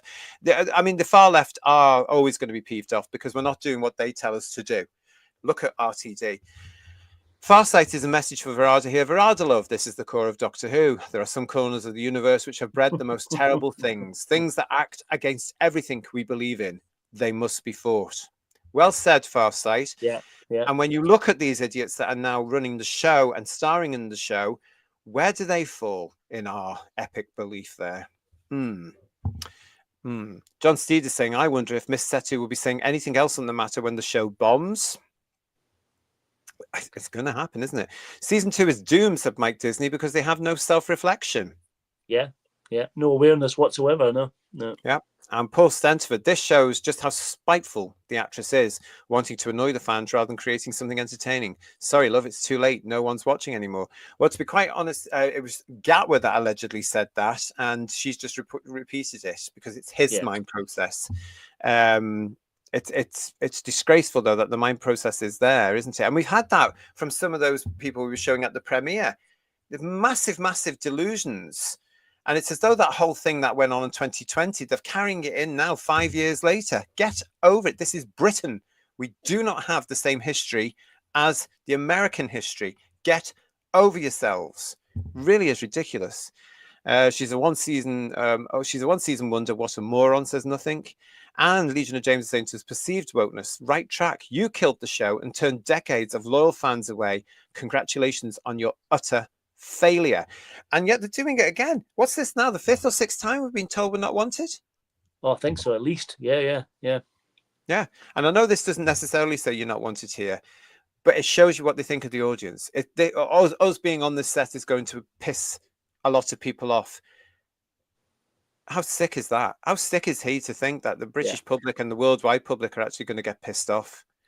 Well, I don't understand why he thinks we owe him a living. That's the bizarre thing about the whole thing. It's like, if you're talented enough to get the job, do the job and play the character. Although there was one thing that I found refreshing on the one show when he was talking about his costume, and he had an idea of a tweed kind of outfit with a tweed hat and all that kind of stuff, and it seemed quite reasonable. And then Russell changed his mind, which is crazy. But yeah. Well, it was Russell didn't change his mind; he just rejected it outwards, didn't he? Yeah. But no, let's have something different every episode. Yeah. And that's because of the budget, I reckon, because they had this big budget and they had to spend it somewhere. Saint 194, nice to see you. Welcome to Who's Views. Saying I'm into that. Well, thank you very much. Good to see you, mate. And again from Legion of James, those who continually view life through a lens of race and skin color are the truists. They are so focused on their own anti-white hatred that all they do is promote division. Yes, yes, I do see that, Legion of James. And I always say, I think a lot of it is also down to the fact that some people have been on this unconscious bias nonsense, and they all tend to be of pale skin, and they're told that they're ists and phobes, and they just don't realize it. And I think it's gone far too far. It has to stop. This nonsense has to stop. It's ridiculous. I'm lost for words that the leading man of this show would say something like that, and then it's come out in an interview. If you're going to say something like that, why would you tell the world? Because we can quite rightly turn around and brand him now an ist, because he bloody well is. He bloody well is. And you can be ist towards pale-skinned people as well, although they don't like that, do they, Paul? The thing about it is you have to be very wary of what you say in any form of media, whether it be the written page or in an interview or whatever on telly, whatever you're doing. Because look what happens when people go back and 5 years later dig it all up again. So when he's if he gets to go to Hollywood and he becomes a big star, then they'll end up like John Bannerman, that kind of thing, But, unfortunately, I know what you're saying there, but I don't think that will happen because, of course, the entertainment industry is on that wavelength. So I think it will be completely forgotten. I'm not going to forget it as a Doctor Who fan. Never. I was going to say, hopefully not forever. They're on that trajectory. Hopefully that will change as it's maybe changing in the States. Will they? Because they've all been all been in this cult and this way of thinking. Will they ever bring it up? Because it makes them look ridiculous. But they've all said something. They've all done something. They've all bent the knee at something. But a bit like David Tennant and some of the things that he said, it's like they can't say, actually, I was wrong, can they? Because they'll lose face. So, but it's how they get from that, if things change, getting from their side of things to the way the world has changed.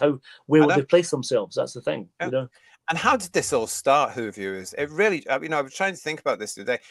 How did this all start? It started with Chibnall deciding, I'm going to wind the fans up and I want a female Doctor Who, thinking that the BBC would turn around saying, no, we can't do that to this character. And of course, the BBC being entertainment went, oh, what a great idea.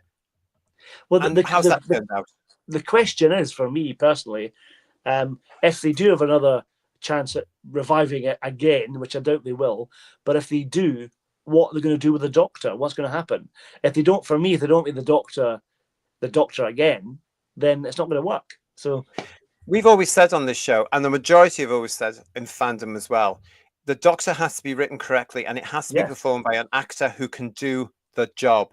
And I have never ever in my God knows how many years, 40 years in fandom. Oh, that's ridiculous. But yeah, about that much time. I have never ever heard anybody saying the Doctor must not do this or this or that. Yes, there were loads of us saying we didn't want a female Doctor because that's not his presence. But you know, everything else, as long as it was male, I think the majority of fandom would have said yes, okay. Yeah, you know. yeah. And I was prepared to. Good. I was prepared to accept Ncuti when he arrived, thinking, great, he's a guy, fantastic. The Doctor's a male again, thinking it was all going to get better. How wrong was I? Yeah. So. Yeah. Let's see what they're saying in the chat with us, Paul, as well. Bedouia's here with us saying, focus on a minority attitudes and projecting it onto all fans of a certain age and ethnicity. Yeah. And Dalek Lives Matter saying they're ruining it for future actors who are non-British. There's a lot more non-British actors in the series today than there ever has been, which is why I will respectfully say I think it's losing an element of its quintessential British character, because that's another reason I don't recognize it. Yeah, of course, there's great actors all around, but I think they're really pushing this whole thing about Disney being involved by trying to get these too many American actors. I mean, we started it with the guy that played Celestial Toymaker, Paul. What's his name? Patrick Harris, was it? I think his name. Yeah, Patrick Harris. Yeah. Is it? Okay, yeah. Him. You know, Neil Patrick Harris. That's his name. Neil Patrick Harris. Right. Yeah. You know, it's so instantly forgettable. Yeah, he was quite good actually. To be fair, he was. Yeah. But yeah. Well, I can't remember. We've also got this from Aaron saying to us, Shooty's comment is so mean-spirited. John, hello, mate. Is it their obsession with identity that is so toxic? They're obsessed with all this stuff, aren't they? Absolutely ridiculous. And Farsight is saying this is one more reason not to watch. My grass is lovely at the moment. Yeah, I mean this is the fact, and the fact that he's turned around. Our leading man has turned around and said this is going to piss people off because of the most stupid, ridiculous thing. It says everything I need to know about these people, and him especially. How dare you assume that people are like that, and how dare you say anybody take a job like that? As my suspicion is with the female ones. Oh, this is going to wind people up. That's not what you're in the business to do. You're in the business to entertain everybody. Oh, they're in the wrong jobs. They're in the wrong jobs. They honestly are. And hardly any talent between all of them, in my estimation. Jason Parker is saying to us, already a nasty, spiteful boast. We are going to beep people off. Already nasty accusations of the audience. I hope, and I mean hope, this series is cancelled and over with. I have had enough. It's awful. You're not alone there, Jason. There's an awful lot of people that are agreeing with you. And that must surely have now come. I mean, surely somebody read at BBC Wales. Mind you, there's nobody in BBC Wales now or Cardwolf to look at the thing and edit it, is there? Well, I'm with Mr. Parker here. I think that if I wasn't reviewing these, I wouldn't be watching them at all because it's just really hacked me off no end. It really has. Yeah, neither would I. Yeah, if it hadn't been for this channel and the fun we're having with everybody talking about the nonsense, I would have gave up on that first night with that drag queen. Yeah. Not a chance. Hello, Dark Hall. They're going to piss people off. So many people. Yes, that is sure something to be proud about. It's shocking. And they've gone out of their way. They've gone out of their way to do that. Unbelievable. Yeah. Peter Van McFan said, what's extra is that people cheering this on without realizing that these people aren't actual characters, just 1D caricatures. The problem we've also got there with this is that they are giving their approval for very... What's the word I'm looking for? For a certain amount of the fan base to be influenced to carry this on. Because we've seen, haven't we, over the years, a real bile from fans on the internet. Yeah. And they feel that they are entitled enough and supported to be really venomous when it comes to these. Now, I had this discussion last weekend on one of a Facebook post about what we talked about last week, which was a Metro article with one of our favorites here on the show. And certain fans have gone back onto the comments about that article, about how it was a fact that the only people that ever complained about Doctor Who were white people. Now, that was racist. Yeah. So I called these alleged fans out saying that's a racist comment. That's not that's not allowed, basically. I said, you can't say that, that's right. And they will come back saying, no, it's not. It's an absolute fact. It's not a fact. It's a speculation from the people on the show that you're quoting back to me. It's absolutely, you are racist. They didn't like it when I started saying they were ist. They don't like all that. But the fact is, it's true. Well, it's like they tried to say that on the episode. Was it, what was the one with Ncuti in the bubble? What was it? A dot and bubble. That episode. Bubble, yeah. It suggested that only white people could be racist, which is nonsense. It's absolute nonsense. Yeah, but the fact is, from my point of view now, is that it's gone the other way, and it's more against people like us who are pale-skinned, even indigenous to our own country, and that's being looked at. I mean, look what's going on in government at the moment, Paul, where we've got this law coming in, which is effectively a blasphemy law, which Britain doesn't do. It's just nonsense. Look at us, says Julianne Goodwin. Well, they have to look at themselves because no one else will be watching them.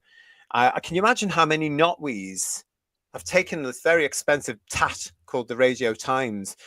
And it's a certain age base, Julianne, isn't it, and Paul, that are going to buy the Radio Times now because the kids aren't.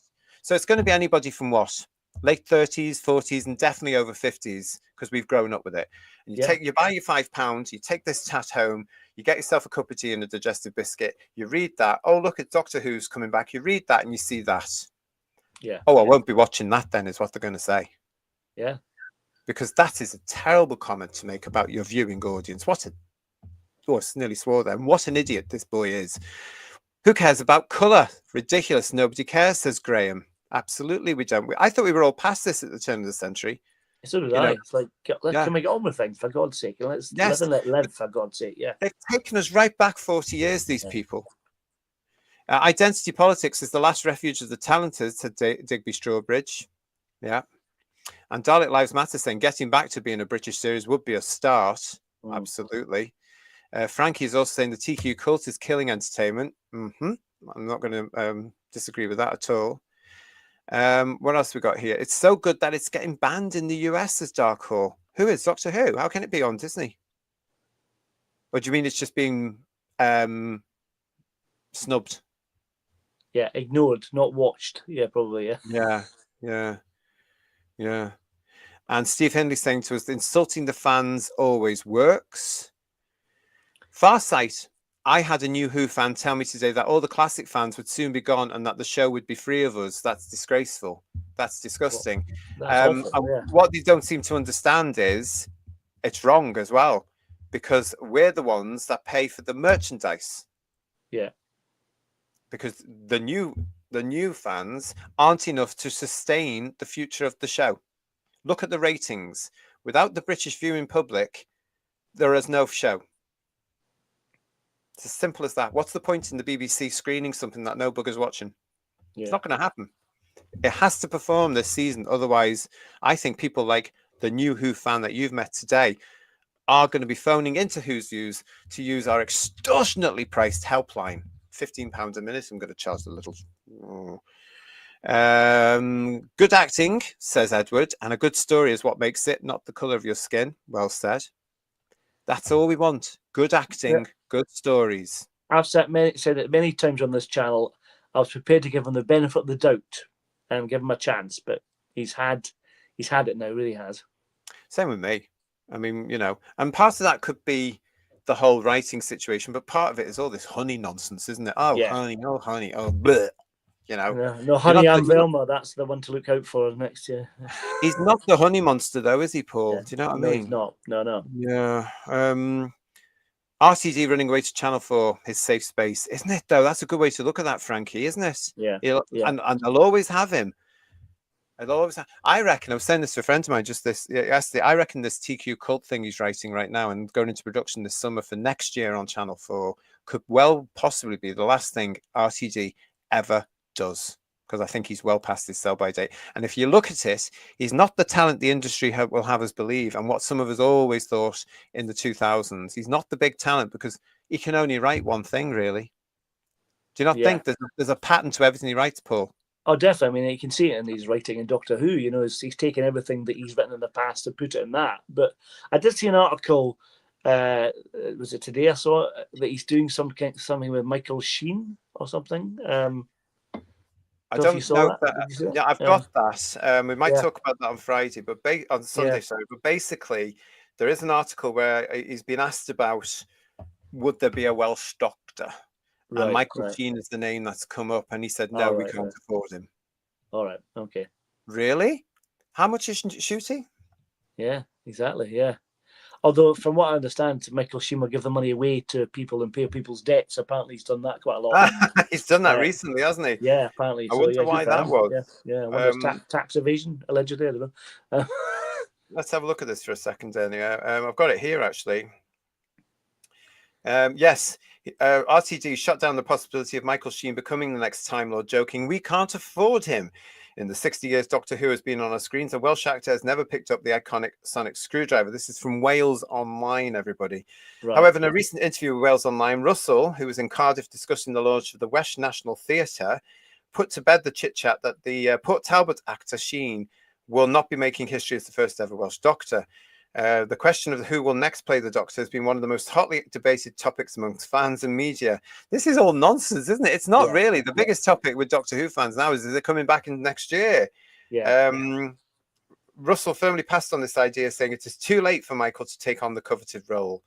RTD explained why Michael, despite his immense popularity and experience, won't be moving into the TARDIS anytime soon. "We can't afford him," he laughed, but in all seriousness, he's too busy. Plus, he has already been in Doctor Who. It's too late.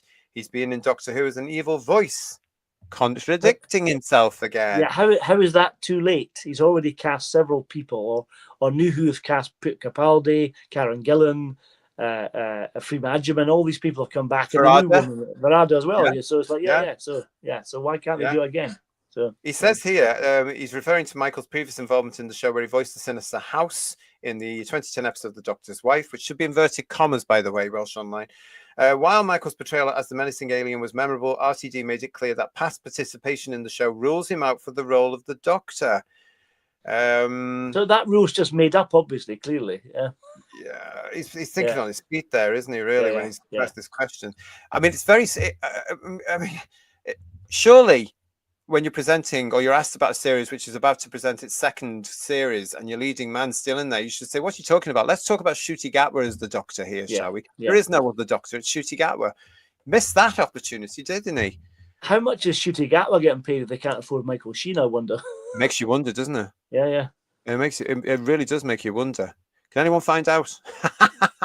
Is he buying a kitchen yet? If you're selling him a kitchen or anything like that, can you send us the details? Because you'll have to see his bank details, won't you? How elaborate the kitchen might be. Yeah.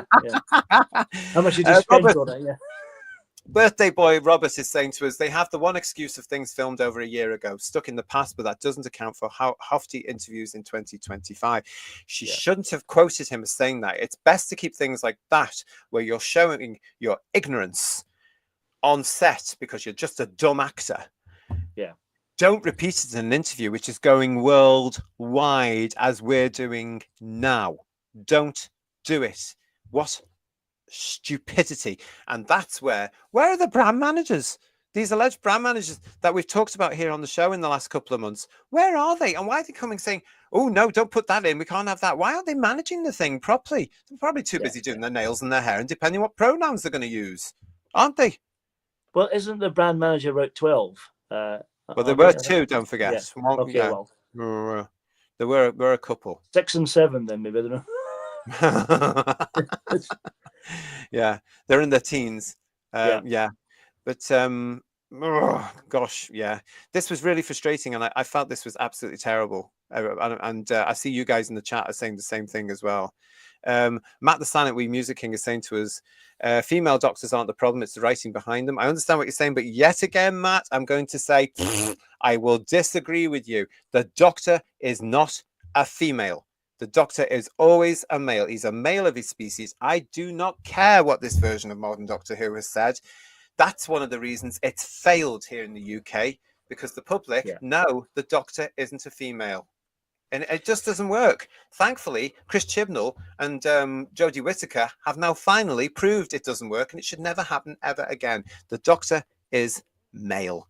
Well, we kind of touched on Bedware's fantastic analysis of the ratings when it peaked on our first episode, then went like that after that. So it shows it was mainly a curiosity from the audience, wasn't it? Oh, totally. Yeah.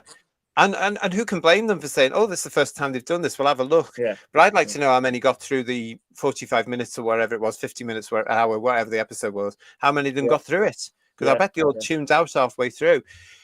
What pisses us all off, says Julianne, is how god-awful the show is. The melanine content of a person's skin makes no difference to anyone except these actors who are clearly is. That's my point.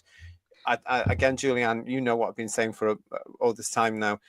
They are judging us by their standards, which are down there in the gutter. They're the ones with the issues. They've taken us back 40 years. It's heartbreaking. And Time Lord Victorious is saying Pertwee, Capaldi, and Matt Smith, etc., understood the impact of the role, know to spout their own political opinions, insult their audience. Playing the Doctor, you are a role model for children. Not anymore, because apparently the kids aren't watching. And that's another element that they've got. And certainly, Paul, that's a great point from Time Lord Victorious. They don't seem to understand how important their role is and how important Doctor Who is if young people are watching. Well, I think it's important they have to understand what they're playing, and how important that is. But also, getting back to the writing, it depends on who's writing the episodes, because there's been no sign of the Doctor in this at all. It really is quite sad, Yeah. And that's because RTD is up his own arse, as we all know. Yeah. Nothing is saying I think we need an older Doctor. I would agree with that, but I don't think the current reiteration of the team do. An older actor means a more established actor, which means you have to up your game. Yeah. The kids will take anything. And also an established actor would be more expensive, Paul.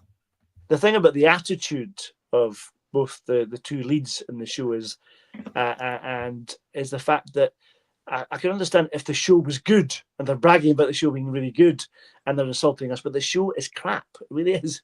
Yeah. And here we go to see what season 2 is like. Now, as we've always said on the show, if series 2 and these episodes coming next week are any good, we're going to be saying so. But at the moment, it doesn't look as if that's the case, does it? It really, the only thing about it, visually, it looks interesting in places, but that's highlights of probably all the best bits they have. Best bits. Yeah.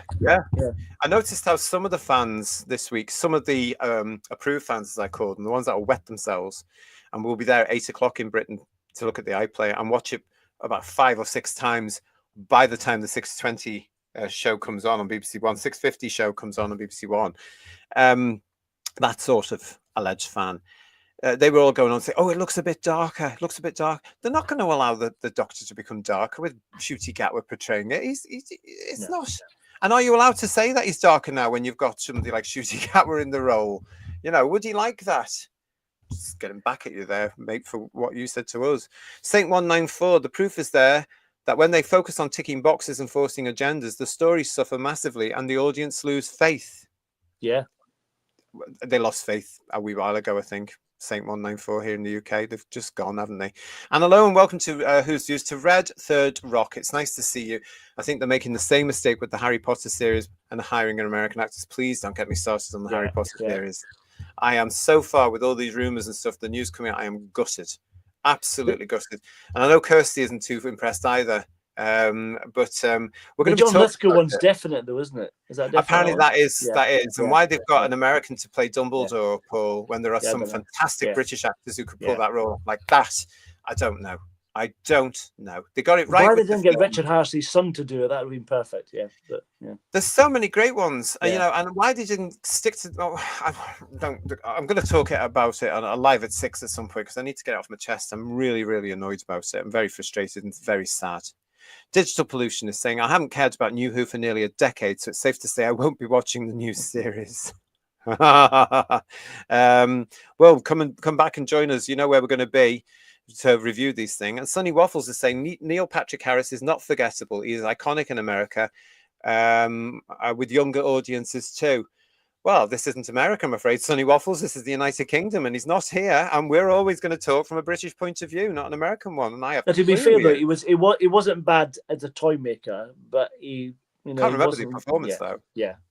That's not his fault though. I think it's because it was written badly. Yeah, and he was written like a comic book character, like a Batman villain or something like that, rather than the toy maker. You know what I mean? It's a different thing. There was the one scene I thought that was quite good. The one that stands out for me where it was the puppet doing the puppets. Yeah, when he did that, he was doing the kind of the German accent and talking about Clara and Amy and all that kind of stuff, and Pearl Mackey's character Bill and all that kind of stuff. That was quite interesting, wasn't it? Was that what it about? I don't remember. I just remember the sinister element there, and I just thought that. And there was that other bit where in the shop itself, where he said he is recognizing me. Is that the same scene? I think it's just before that. Yeah, I think that's what. Oh, it was. right. Remember, yeah. That's where I thought that was a great performance. But again, I think it was down to the writing, and I think it was any actor could have done that. It didn't have to be this gentleman from over in America. It didn't need to be him at all. And it wasn't the draw they expected him to be, and it hasn't been, because he may be big in America to show respect for the actor, which is fine, but he's not that big in Britain, is he? To be honest, so. No. Well, my mother didn't know who he was. My sister didn't know, and a couple of my friends didn't know. A couple of my older friends, say my age group, did because they remember him from some comedy. Yeah, was it I Knew My Mother or something like that? Something like that. I don't know. Yeah. Lots of you saying what you think here as well. So thank you so much. But thank you for your comment there, Sonny, as well. But thank you so much for that. And Steve Hindley is saying to us here, whose views is infinitely more entertaining than the series? Thank you very much. I hope you think so. Yeah. And good luck, JT and Paul, suffering to watch this rubbish while we can take a chill pill. Yes. The team is all up and preparing. And Sonny Waffles psychologically for it. Yeah, that's exactly it. Yeah. Sonny is saying that Neil Patrick Harris was the best part of that special I didn't watch. He was. I mean, as I say, he was. I just think he was wasted. Absolutely wasted. And I think the specials were completely wasted. The episodes themselves, there was so much potential. Yeah. Utterly forgettable. You know. Time of Victorious again. Ncuti is live in Ncuti lives in La La Land. Nobody in the fan base has complained about his skin color, just his mediocre acting skills. It's easy to convince himself the reason no one is watching is isms. Garbage is in the chat with us as well, reminding everybody that if you want to get in touch with us, you can. It's whosviews1@gmail.com. You'd be very, very, very welcome to. Please remember, it will take me a little bit of time to get to you, but I will get to you. Hello, Lex. Lex has joined us here. Hi, I'm sorry I missed the show. I've just come back in from helping the youth group at the local church. I saw the 2 interviews of RCG and Gatwa. It's very fake, and fake laughing says a great show. It's now rubbish. I'd agree with that. There was something about that in the one show, about this stage management thing. We were saying earlier, Lex, is because we feel it's all scripted, because everything seems to be the same answer and the same tone, and it seems to be very, very measured. Well, you can see that they have to look off camera. Russell's there with a baseball bat, allegedly, so make sure they're getting something right. That's the thing. Our John is saying to us here, thank God that they can't afford Sheen. He would be awful. And lots of people are saying Michael Sheen would be very good. For me, I think it would be another mistake, another miscast, because he's part of this whole far left extremism that we're talking about. And he would want the scripts to convey his opinion because he's that powerful. Yeah. I think he's a good actor. We make a good doctor, but his politics aside, that would spoil it. I agree with you. Yeah. Oh, totally. But Robert Payne is saying I'm Welsh and cheap. Well, they could get in touch with you, couldn't they, Robert? Heard. Yes. We had heard, absolutely. Yeah. Ooh. Rose is saying to us, Rose Kirby, Season 2 starts in 8 days and 192 hours. It ends 57 days. Oh, stop that, Rose. 57 days, Paul. 1,368 hours. Oh, my God. Is that going to go fast or slow? I'm not sure. Hopefully fast, yeah. I have to say that because we were doing our review shows last year, the whole season went very quickly for me because it kept us busy and there were lots to talk about. There really was. And an awful lot of news to discuss as well. So stay tuned with us. Make sure you subscribe. Make sure you've rung that bell, because who knows when we could be going live with this next lot, because I reckon an awful lot's going to come out news-wise about this thing as we move forward as well. So I think it will go fairly quickly. There's only one positive, JT. There's no Christmas special. That's a good thing.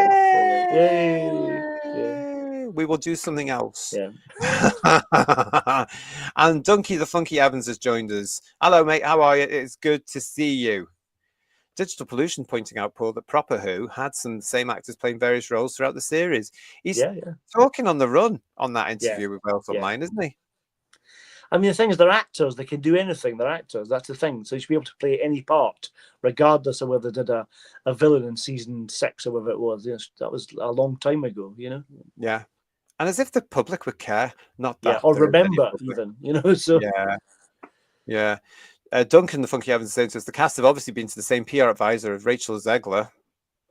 She shouldn't be hired again, for what she said. How stupid she was. Put it on record. I think she's stupid. I think most of them are, to be honest. Farsighted said, Trevor Eve for the Doctor. I think that day's come and gone. He would have been a marvellous Doctor, Trevor Eve. Another one of those examples of dressed like shoestring. That'd be nice, yeah. Yeah. I did notice last night when I was watching the last fabulous episode of Bergerac last night that on You again, there's a drama with Trevor Eve coming in and he just looks intense. And I thought, I've got to watch that. It's the eyes. You know, when the camera's doing that shot of the actor. He is a very intense actor in person, isn't he? He's very good, though. Leaving Shoestring was the best thing he did, I think, because his career went whoosh, didn't it? Yeah. I've got Shoestring on DVD. It's great. Love it. Yeah. Oh, have you? Yeah, it's very good. Oh, very good. Yeah, very good. Hello and welcome to Shelley Ingle. Nice to see you, Shelley. And hello and welcome to it's Robert. Robert Thomas is back with us. Hello, Robert. Remember when actors of talent kept a check on identity activism and just simply engaged the audience with their professionalism? Cue the wonderful Freema Agyeman's Martha on how to do woke right.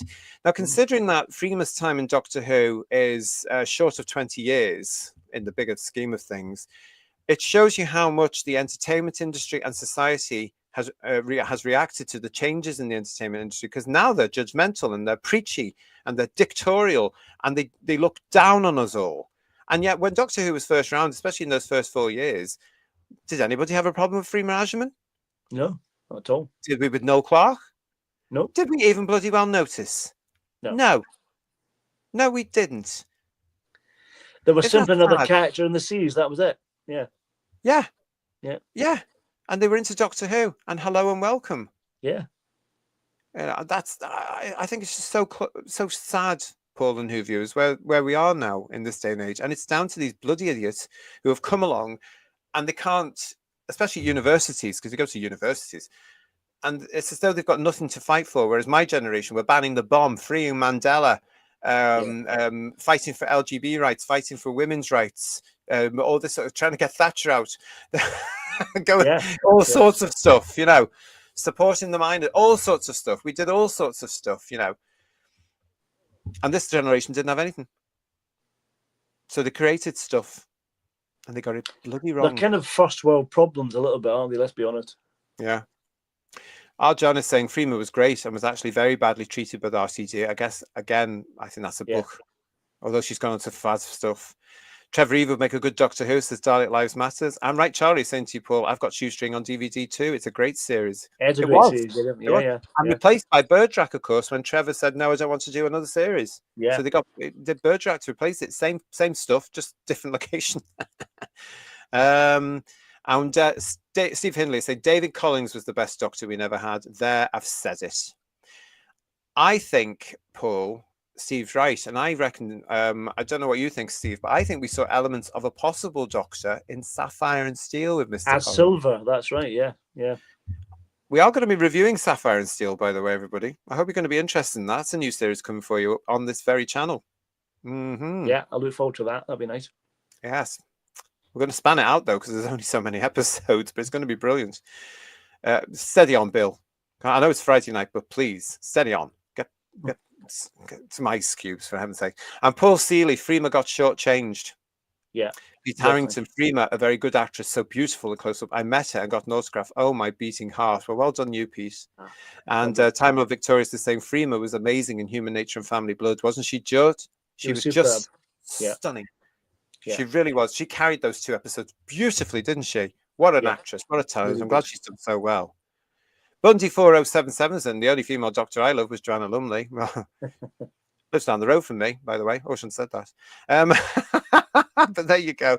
Lots of praise for Freema in the chat as well. So thank you for all that, everybody. And Craig is saying transuranic heavy elements need not tune in.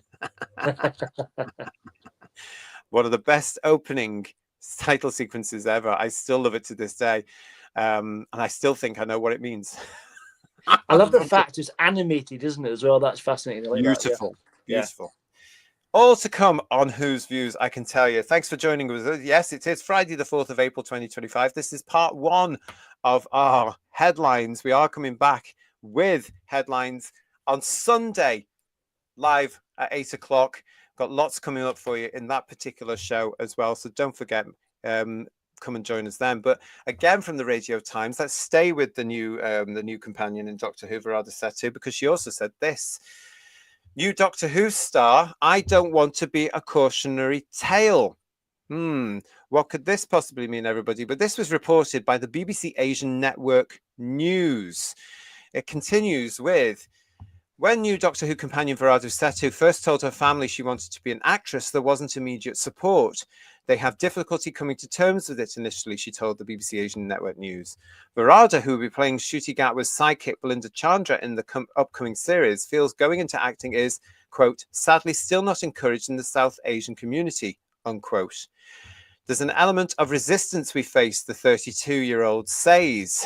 But Verada wants to change all of that and says inspiring young girls to follow their dreams is one of her big goals. I want to be the person that these girls can point out to and say she made it and she came from a community that looks like mine. So I think I've gone about this with the energy of I can't fall flat on my face, she says. But the actress has had roles in Disney Plus's Star Wars series Andor, 2018 crime drama Hard Sun, and Jurassic World Dominion says change comes with challenges. A report by the Creative Diversity Network found in 22 and 23 the percentage of on-screen contributions by those who identify, I can't stand that word, as South Asian or South Asian British was 4.9%. That's compared with the latest census data analysed by the UK government that found around 8% of people from these backgrounds are in the working age population. It's a constant battle of failure. Isn't an option, says Verada, because you know your uncle's daughter who's 6, who might want to go into acting when she's a bit older, won't be allowed to if I became the cautionary tale. Despite that, Verada says she tries not to put too much pressure on herself while filming. Rather, she tries to stay authentic to her true self. Oh, God, this has been written by some kid again, hasn't it, really, from the BBC? Yeah. All this nonsense, true self, bloody hell. Occasionally it does hit me in my face like, oh, that's a lot. There's a big thing that's happening, she says, but I try not to get swept up in it. You know, I try to do the best I can. Playing the role of Belinda in Doctor Who has been an honour, she says. Everyone's heard of Doctor Who. Everyone knows of Doctor Who, even if you don't regularly watch it. It's so iconic and British, and it's such a part of our culture. Praising Gatwa for the energy he brings to the role, she describes him as inspiring to watch work and an absolute joy to work with. Her character Belinda travels to a number of different planets and time periods after asking the Doctor to help get her home, which Verada says was the most exciting thing about the role. This character is discovering all these different sides to herself in circumstances that no human gets to experience in real life. And she says some of her character's feisty and independent traits have helped her in real life. As an actor, you get to practice saying things that you wouldn't be as brave in saying. What do you reckon to that, Paul? Well, I think it's admirable she wants to encourage young girls to follow their dreams or that kind of stuff. That's great. Just do your job and act and play the part. Okay, that's all I want, you know? Again, it comes out that there's a massive chip here. Yeah. Is it the public's fault that the industry is somehow saying you can't work? That's not the public's fault. No, it's not. I don't get it. I don't get it. And that's the industry's problem, because it's not like that in the real world. No. And why, if the industry is so obsessed with DEI, as we know it is, then why can't they get work? Yeah. And the thing about Verada is that I think she's a good actor, like I've said already. But has she got the job because they are just ticking a box? That's the thing, you know? I think she's quite talented, but if that's what's happening, then people are getting opportunities without really working for it. Yes, because I'm sure that's happening as well. Look at all the bloody adverts. Yeah. Which are for many, many years now, as I've said, for many years, total tick box exercises, because you'll have a white fella, a black woman and a Chinese baby. You know, it's just, that doesn't work. That doesn't happen in real life, but it's tick, tick, tick. Yeah. You know, it's all there. I'm very confused about this thing that she's talking about here. Paul, PTA, thank you so much for your super chat. Can we have a show of the tripods? Yes. Stay with us. Can we do a reconstruction from the third series we never got? Can't promise that particular one unless the cost comes down. But yes, is the answer to that, PTA. It's all in the plan. I can guarantee you here on the channel. That'll shock a few people. But yeah, what do you guys make of this, everybody here? Jason was saying to us, look, Verada, brave, bold, and stunning, slow clap, not cap, clap. Shelley is saying, who cares? Yeah, just do your job, act, do the job. And Peter Harrington, and no other actress, comedians of your look have not made it. She has little vision. That's what I mean about this particular generation. They feel they're the first. No, you're not. Do your homework. You're not the first. And the problems that are around now, if there are problems, are of your own making and your own judgments. That's why this headlines is called Judgment, you know, because they've judged Ncuti Gatwa on set when he was filming with her, judged the fan base, judged the public, judged the people that might look at this. Oh, we're going to piss people off. Actually, you would have found in the real world, you idiot, that we wouldn't have done. And I think this is a case here of her pushing this because it's the BBC Asian network she's talking to. That's a possibility. Yeah. She's kind of you know, singing to the converted, doesn't she? A bit, you know. This is why there's so many problems in the United Kingdom now. I can't talk for other countries, but in the United Kingdom, there's an awful lot of tension going on, and I dread to think how it's going to ease. Robert Payne is saying to us, all these people with their true self who haven't lived long enough to know people change over time. But, you know, what is a true self? Just be who you are. What's your true self? Are you telling me that there's a false one as well? Yeah.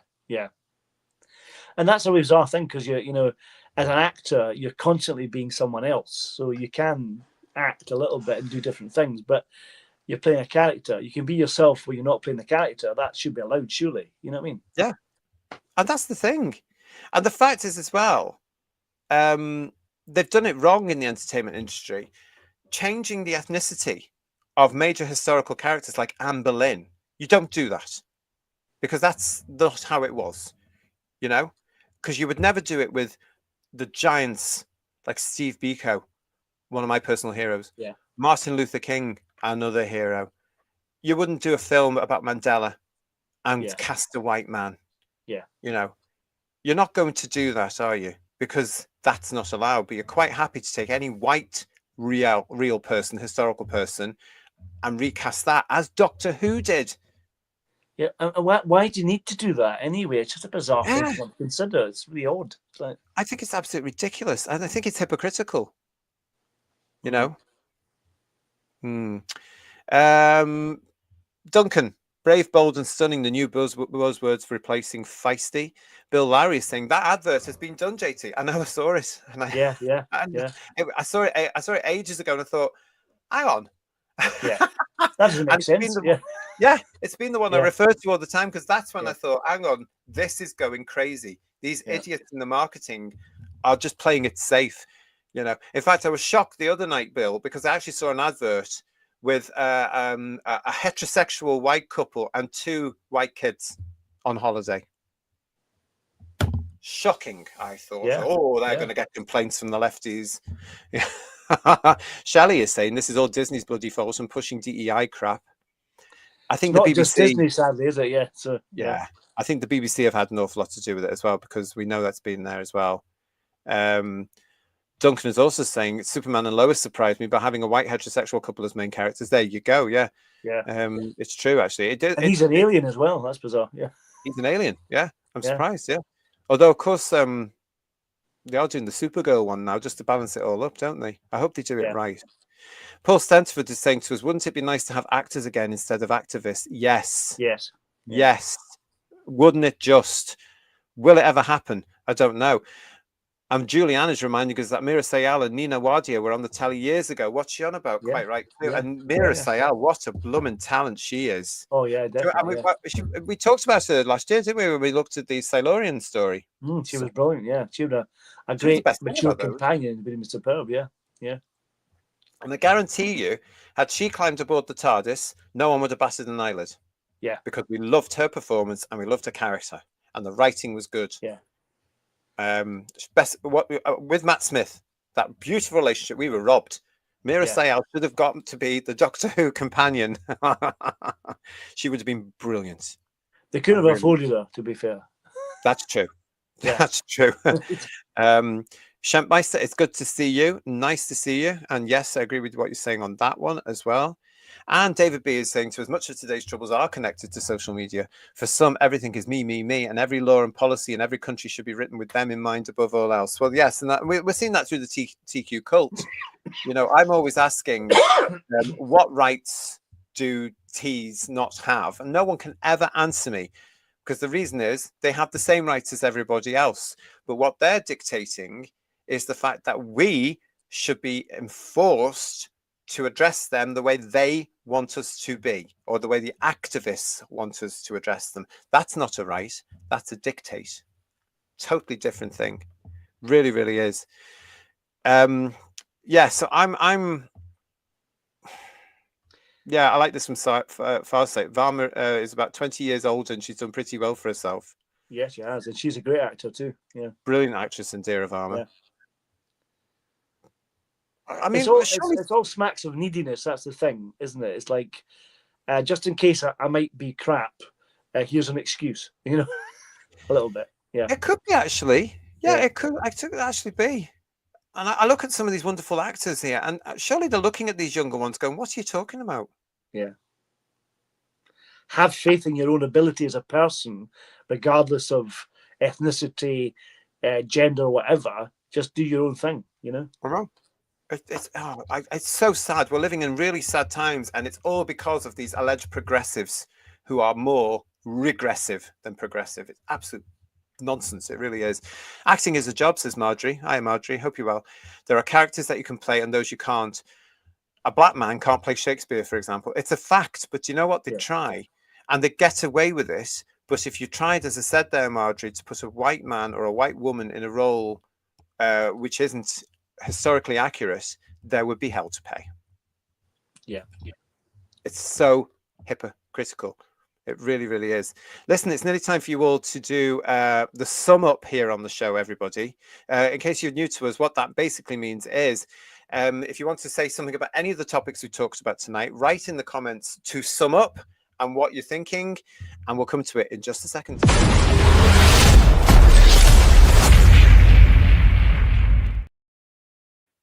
So after all of that tonight, let me just remind you again that we are going to be back here on Whose Views with Headlines Part 2, if you like, on Sunday at 8 o'clock live. So come back and join us as usual for that show. But after everything we've just talked about here, I think we need to pick me up. And I'm delighted to say I've got one here for you because, and finally, have you seen this? We've been supporting a brand new fan venture that's coming out later this year. And this week, the poster to Philip Roy's Doctor Who Meets the Scorpion was released by Philip himself. There it is there. Very spooky looking, everybody. It looks fabulous. It really does. Yeah. Doctor Who Meets the Scorpion. It's coming soon, everybody. Later this year, in fact. And as I said on our Facebook post, hands up, everybody that wants us to review it. It's on the way. Paul does, definitely. We will be looking at that. Philip's been on the show, as you know, and he's sometimes commenting. He's in the final stages of this thing now. It's very, very, very wise not to talk about it or do much publicity for it right now, because it's going to get swamped by the stuff that's on television.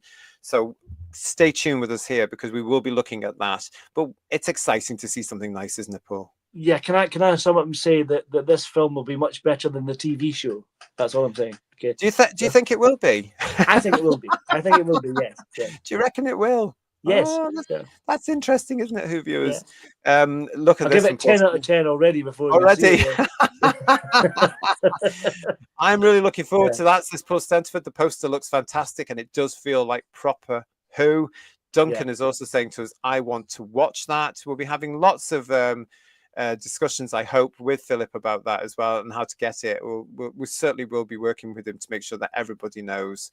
We've got Right Charlie also saying to us, I love the Doctor Who spelling. It's very annuals. Legion of James, I can't wait to see this. Doctor Who Meets the Scorpion. It's a lovely poster. It's proper Doctor Who, says Pete Harrington.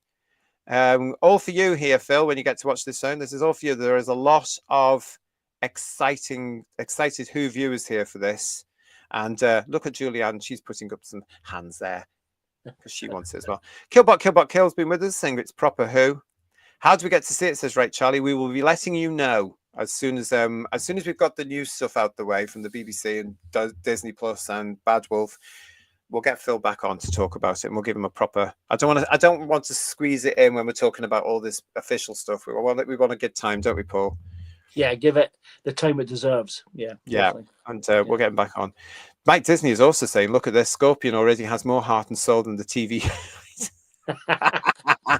And Shepmeister, as well. Yeah. It'll be nice to see an older actor as the Doctor in a fan film, says Shepmeister. Yeah, definitely. Absolutely. And John is saying, looking forward to Philip's production.